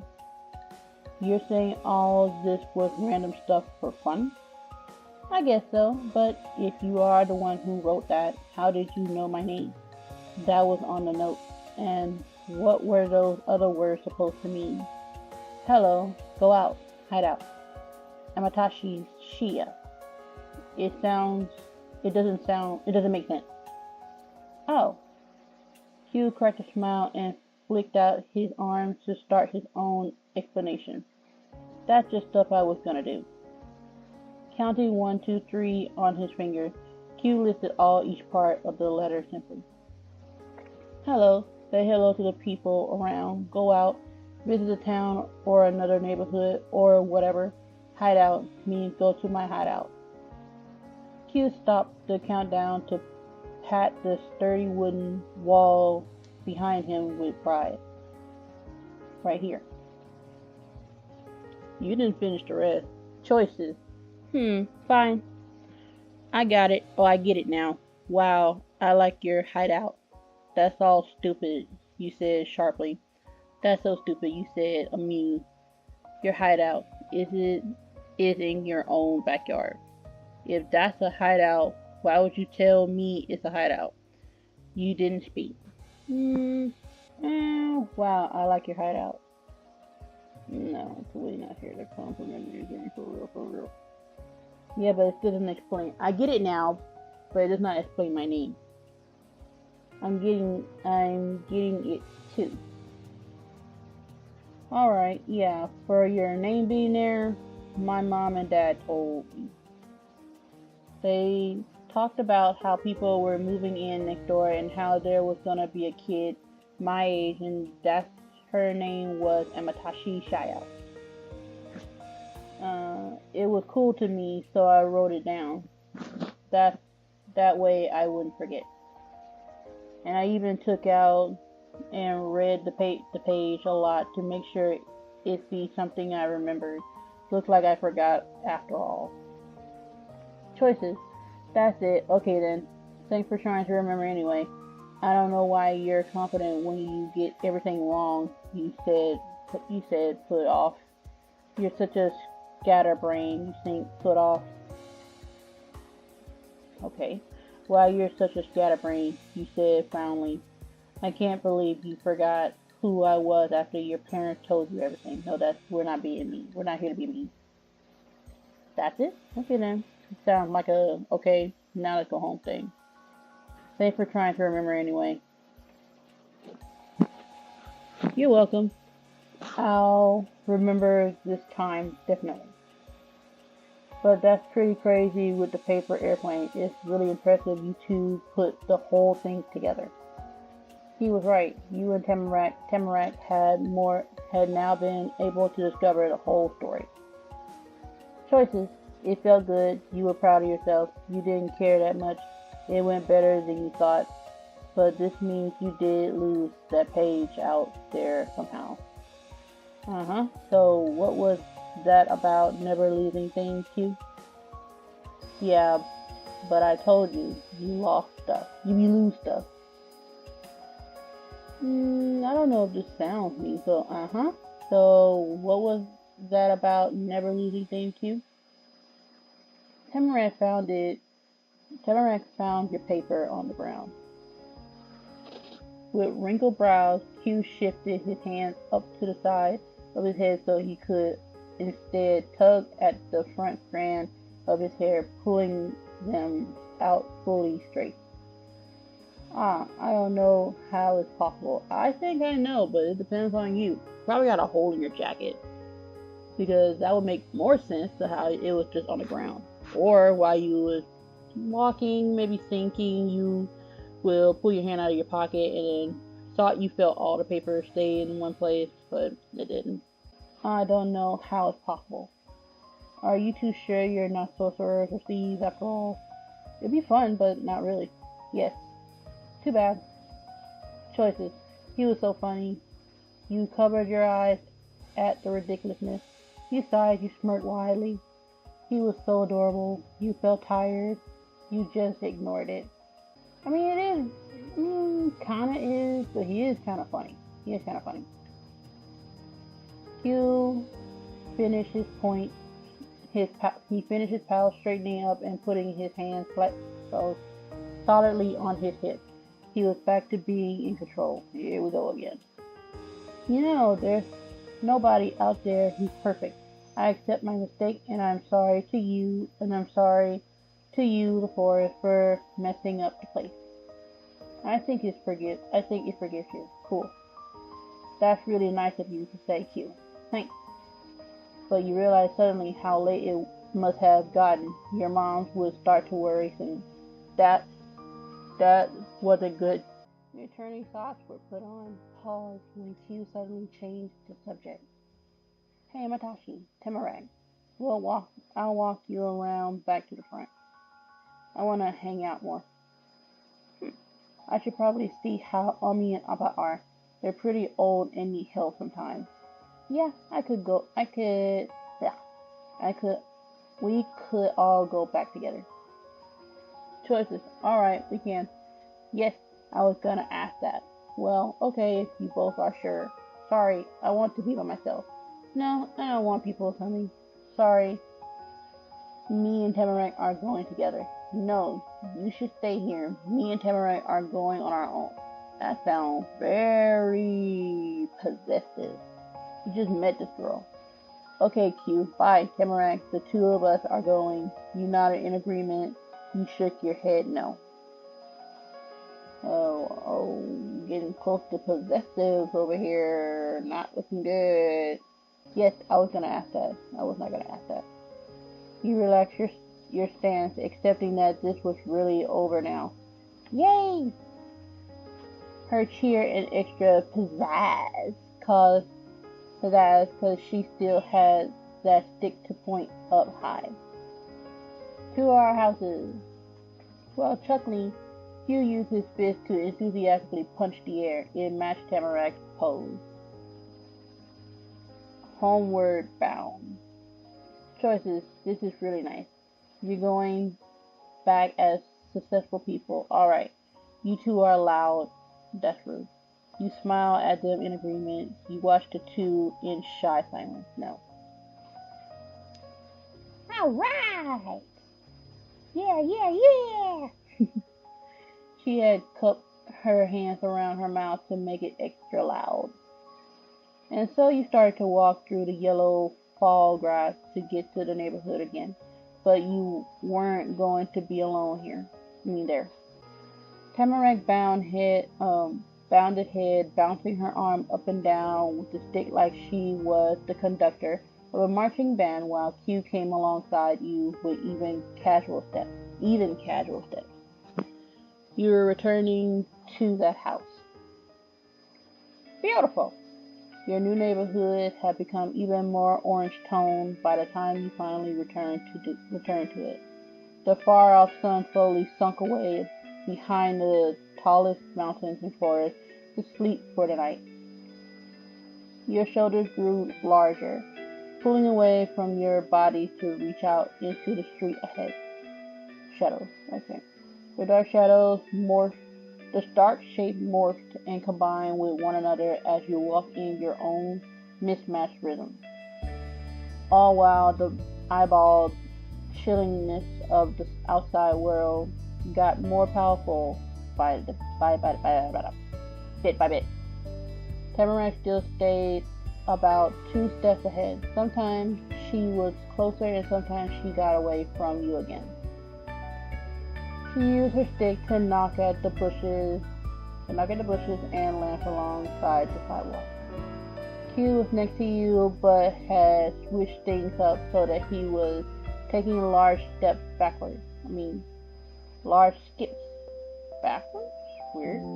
You guess it was to look at you in the face better, or he just thought it was fun. He pointed out the sharpest building on the street as he went. Part of it looked almost like a tower, a different kind than the one in the backyard. See? That's the house from the front. It's great. Oh, that's your house, right? The one in the middle? And Granny owns that even further away one. Cool. The sounds of your steps continued to echo through the cul-de-sac until you came to a stop right in the center of the path. You arrived. Tamarack put both her hands up in front of her chest and waved them around. I'm going home. Tamarack spun in place before dashing further along the sidewalk to the slope. Gray house. Okay, revive that. Tamarack spun in place before dashing further along the sidewalk to the sloped gray house on the other end of the neighborhood. Her bag clunked and jiggled at her side the whole way there. Bye. Okay, this is it. Q pulled out an eager grin. We gotta meet up again later. See you. Q flipped around to go back the same way he had came with you.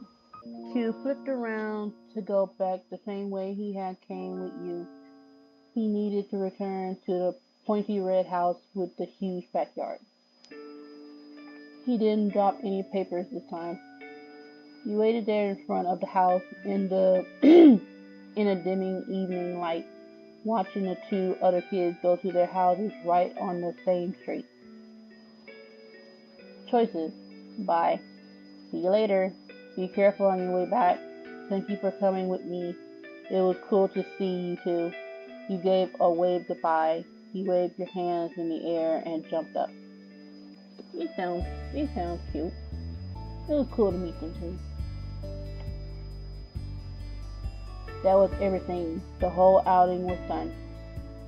In the quiet solution of your first day in this place, the 2 encounters you had earlier that afternoon drifted through your head.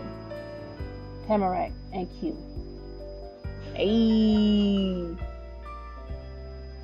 Now you're at the stage where you'll get to see your dynamic with Tamarack and Q. Our life, now and forever, has a special way of constructing the personalized relationship you had with the 2 neighbors you grow up with. It's called dynamic. This encompasses how your encompasses your character and that character feel about one another and how they generally interact with each other.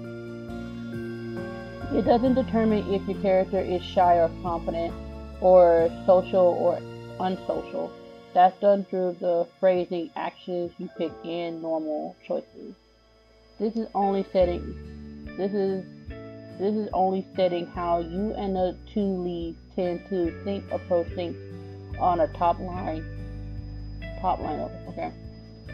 These settings can be the same for both Tamarack and Q, or be entirely different for one over the other. The first part of the dynamic system is what you set for your relationship standing. Your chosen relationship standing is always mutual with the other characters. It's possible to change your standing at the start of each step, and even at certain points within a step, at least normally. There are some settings that can't be changed once you pick them. Makes sense. The five the five main options for your relationship standing are neighbors, friends, family, crushes, beloved. Okay. Neighbors meaning there's someone you know and it's nothing more meaningful than that. Whether it's still amicable or completely cold or even hostile is up to you. God dang. You get hostile in here? Friends mean that you're friends, while on this standing it's possible to go even deeper and have them be your very best friend. But that's not set on the dynamic screen. It's a normal choice, okay? Family means that you truly love them and will always keep them in your life in a fully platonic way. You can't choose to love someone so this deeply until later steps once you've known them longer. You also can't be able to change this.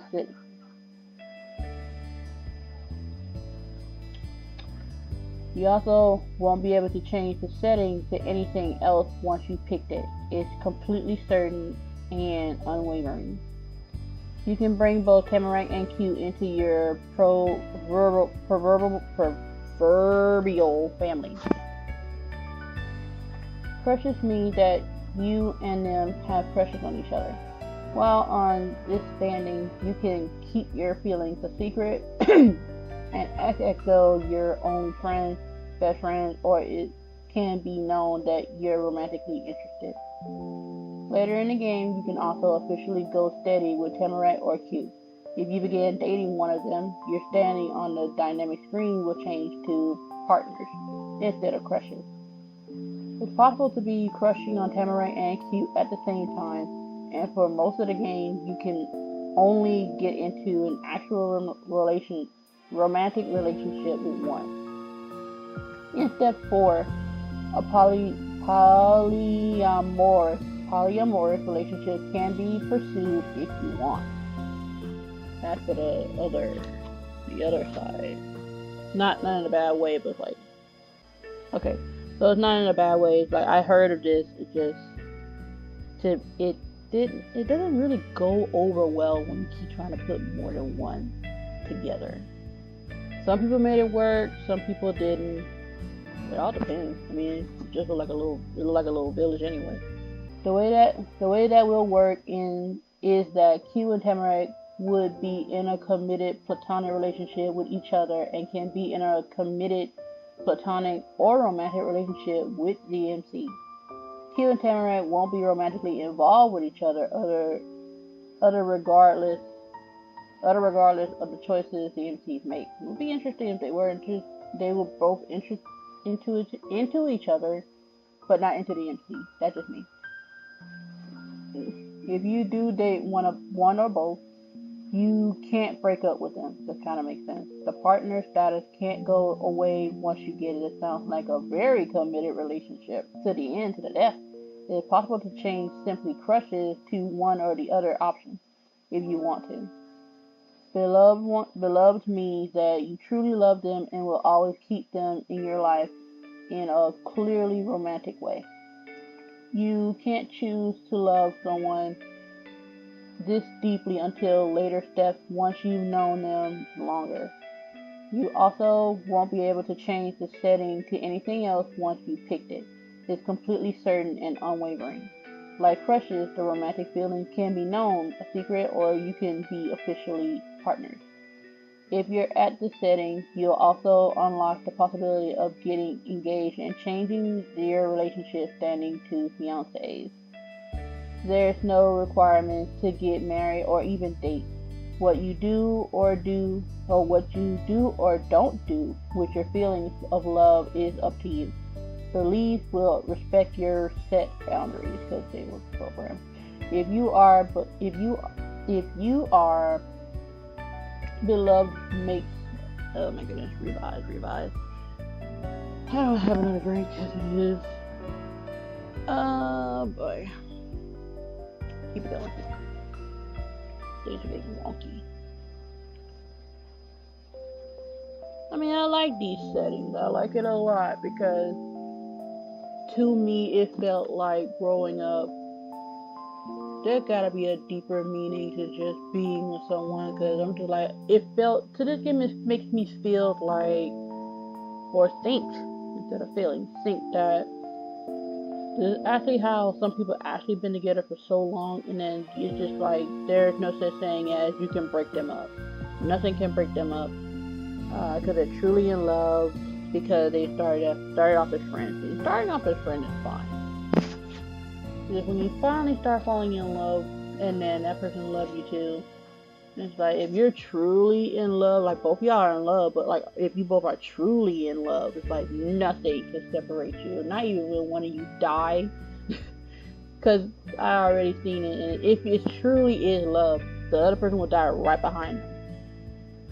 And some people think that's real love. I'm like, I only heard that one time in my family, and I didn't think of nothing else because it was one time.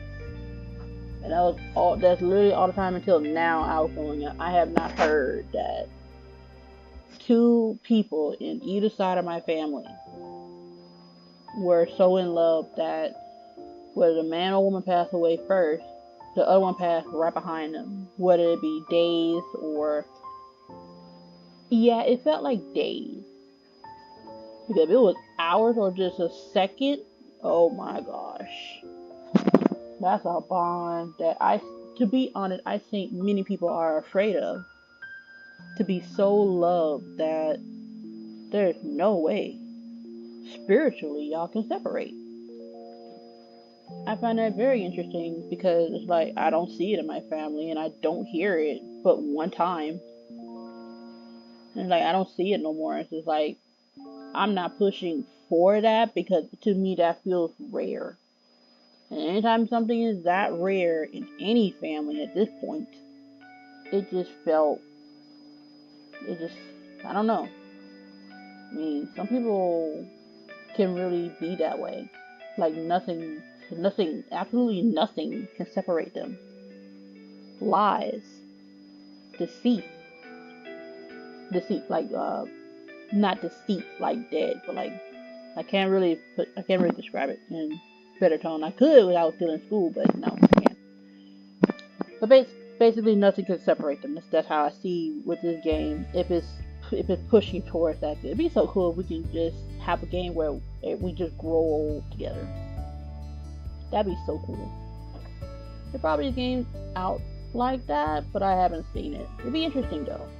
Like, you start off like kind of like this game, and then you just go all the way till you are old. Kind of like that Up movie, but instead it was love. You hear the person pass right after, not seconds, because that's scary. I mean, it's true love, but it's scary because like that person just died like 2 minutes ago, and then the other person just dies. If I say seconds, so it'd be like they died like 10 seconds later, right after the person died first. Love, man. Love. Everybody wants fear for power, evil for power. It's like, y'all terrified of love. I mean, I am too, just a little bit, but not so much so that I wouldn't pursue it. So it's like, if it was really, really something, yeah. I truly believe we're all afraid of love. So I say, I'm not afraid of love. Then why is it when you see it in their face that it's just not like playful, but it's serious, but it's not so serious? No, it's serious. Never mind. It's so serious. Okay, I'll put it back in the gameplay, but I'm explaining myself. Deal with it. Like, looking at somebody die and they're actually serious about loving you, and then you want to run. Because that's now on a spiritual level. To become one kind of level of love. I'm no expert. I just been watching a lot of people, and I probably watched a lot of movies, and I read a lot of books that made me think. Lots of books. I'm gonna go back to that. My favorite author is Amanda Quick, and she goes by 2 other names that I know. But yeah, she's my favorite author. I haven't been really reading all her books all that long no more, because I read so many when I was a teenager. Because I was bored, and also there was no internet, so that pretty much clouded up or took up some space during my summer. So yeah, yeah. Like, get back into this. I'm sorry about that. No, I'm not sorry. Welcome to my channel. I talk. You may learn some things about me that I may not know about myself. If you are beloved and make choices where you're hoping to get married but haven't asked yourself, your partner can be the one to propose instead. Ooh, we can propose? Okay, I like this game. It's definitely going on the channel. The MC will accept that proposal by default, because the game believes they will want that. You won't convince your partner to think marriage is a good idea and then reject them when they pursue it. Okay, I like this. So basically those forms where the MC, even if we're playing the MC, if bonds, oh my gosh, if bonds were made, and it's like bond and love already in one. So I don't need to make no decision if they should get married or not. Because at the end of the day, marriage, I think, was incorporated as a contract, like many people already know. It's a contract for business and some other terrible things that is associated with it. But we're trying to make it better in this generation, in the next, to change the narrative of marriage. I like that. That's part one of dynamic. The second part is expression elements. I wish I could express myself as a kid, but not good. This is how you and the other character generally interact with the other. Like relationship standing, expression elements are determined separately from Tamarack and for Q. It doesn't have to be the same for both. Both expression elements don't have to be mutual between your character and Tamarack Q. They have their own ways of conveying themselves, and your characters get to know theirs, I think. Expression elements are broken down further into 3 meters with the choices per meter. Meter 1, deferring, teamworking, contesting. Meter 2, praising, unassuming, teasing. Meter 3, dotting, accepting, admiring. For meter 1, you can use it to determine if your character is a follower or goes with the flow, using differing, a collaborator or compromiser, using teamworking, or tries to be the leader or decision maker, whether the other person usually wants to follow them or not, using contesting. I'll tell you right now, one time in our elementary school, a group of people came to talk to us. I don't know if I put it in the other gameplay or if I spoke about it out loud, but basically, they brought a group of people from different backgrounds who went to jail and came a different or a better person, or just with more knowledge of things that were going on. And they told us that if we're a follower, raise our hand. If we're a leader, raise our hand. As soon as they said leader, everybody raised their hand but me. So it's like, I knew the truth. And when they said follower, I raised my hand, but it's like, because I'm literally the only one, everybody can barely see me. And those who could see me, it's like, what? Because that felt like a control group. Why would everybody raise their hand when they hear leader? Because they don't want to be told that they're a follower. I'm like, growing up with followers. You follow your mom, you follow your dad, you follow logic from other people, you follow anything that could influence you to do something. You were a follower. And so I'll the only follower telling the truth, because again, I saw growing up, I just follow what other people did and said, and now I'm just like, at time change, it feels so much better to not do that. So yeah, that was bull crap to me. Everybody was a follower, and those who did not admit it, it's fine. We were just kids. When you're kids, you don't know you're already a follower.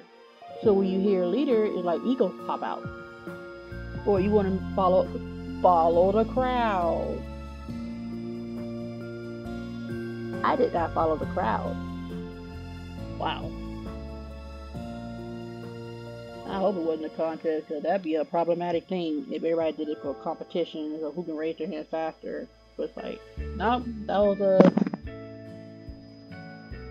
a whole follow group. I mean, if there were those who really were leaders, it made it seem like they all were followers in my eyes, because they raised their hand, but everybody else raised their hand because they're following the leader.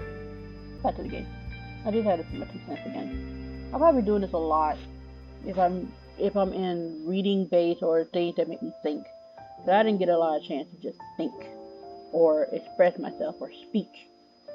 So you may hear some teenage me, a child me, because these are the ones that didn't get all the light they were supposed to have gotten.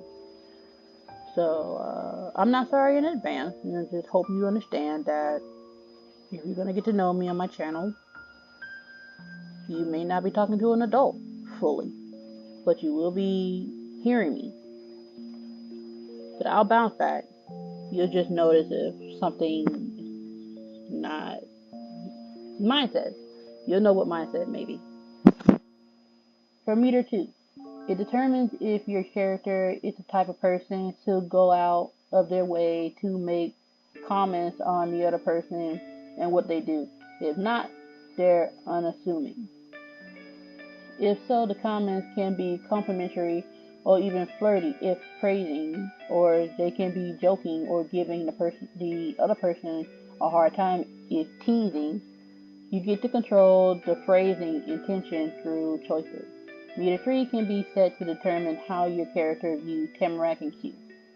Do they feel like they need to look out for them, or that they're on the same level as each other, or that the other person is more incredible than most? When you first met Q and Tamarack in this story, they go with their normal kind of behavior for their interaction with other characters. Because of that, their expression elements are always the same in step 1. Step 1, Q. Teamwork, teasing, dotting. Step 1, Tamarack. Contesting, praising, accepting. As you spend more time with Tamarack and Q, they'll get to know your character better and in each other of the next step, their expression elements are changed to match that. If, for example, you're friends with Tamarack and expresses displeasure whenever she insists on getting her way, you'll notice that.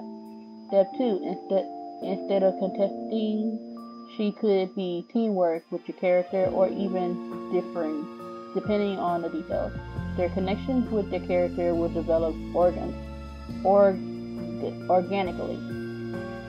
So in future steps, you'll also have the option of customizing your expression elements if you want to make sure your playthrough has a specific feeling. Yeah, I think I'm gonna like this game. And starting in step 2, if you're more than just neighbors, a further expression element meters unlocked. Meter 4, envious or not jealous. Jealous over. Envious of means that one character is envious of the life appearance, ability, relationship, or something else of the other person, depending on the specifics involved. Jealous over it means that they feel discomfort if they think the other person seems to like someone else more or isn't spending as much time with them as normal and such.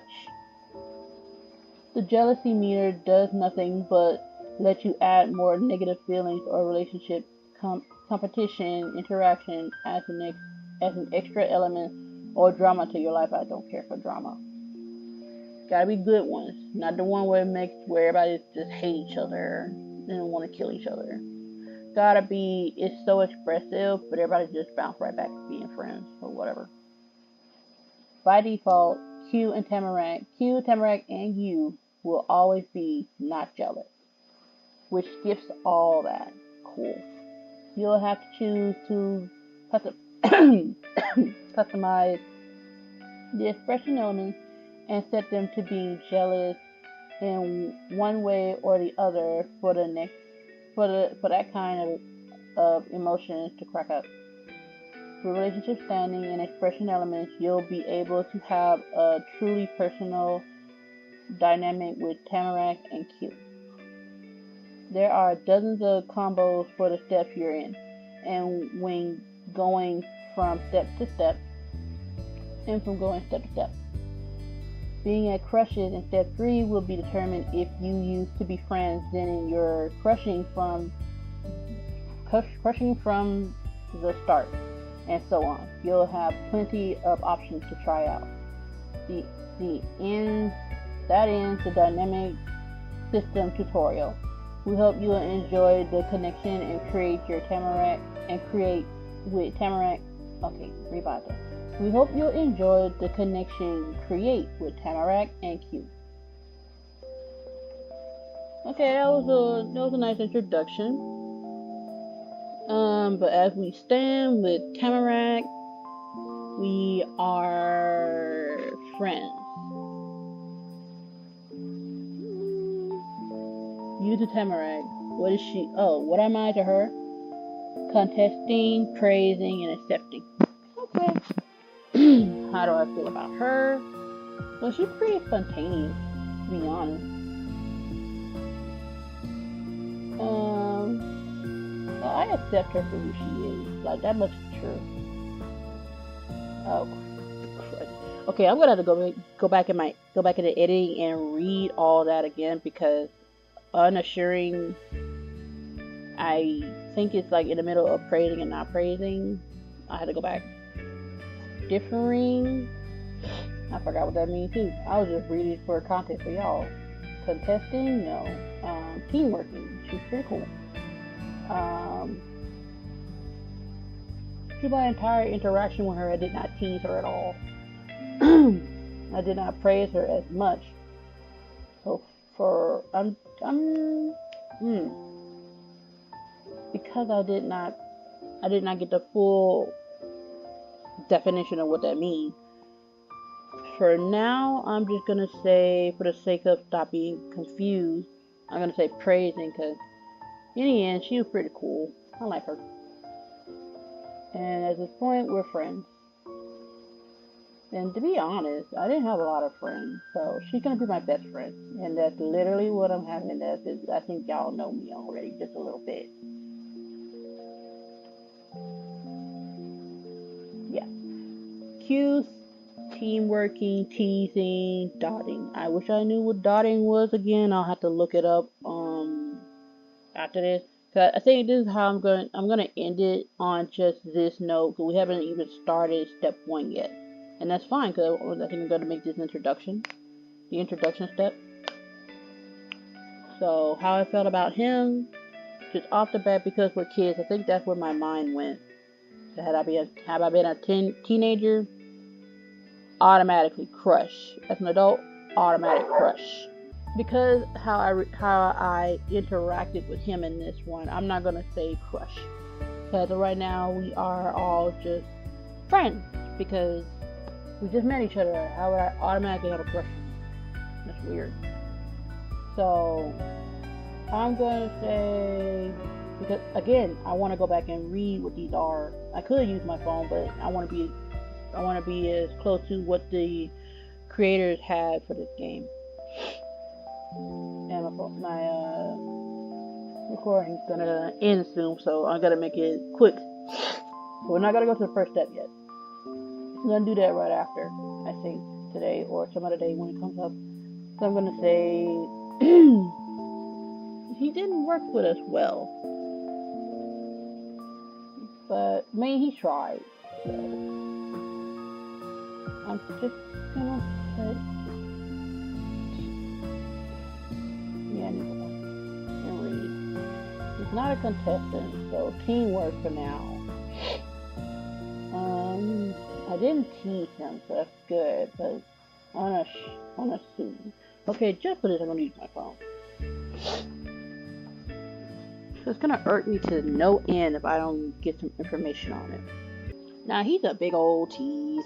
I didn't tease him, but still. So unassuming, too. Another definition is not pretentious or arrogant, modest. Modest, self-affecting, humble. Oh, well, I'm here. What does doting mean? Extremely and uncritically fond of someone, adoring. She was spoiled outrageously by her doting dad. Okay, he's not doting, but I think he does that. So he cherished her, is what I'm saying. But I'm gonna say I accept him because that's exactly what I can do. I accepted his antics. I didn't try and change anything. For unassuming, I'm just gonna put it. No, look at the definition again. From a recording die. Unassuming. Okay, not assuming. I had to get some definition and example sentences. No, I did tease him. What am I talking about? It was sarcastic, I guess. But right now, he definitely is going for crush. But as of right now, friend. Things were so different for you from just that morning when you left and went on the drive to move. Before then, you'd never been in Golden Grove. You'd seen it only in pictures and hadn't known anybody who was a local there. But here you were, a person who lived in the town and was friends with the neighbors on both sides of your house who also lived here. Were you friends? You thought so. Amatashi, is that you? Your mom called from over the fence. Coming! You bounded forward and passed through the gate.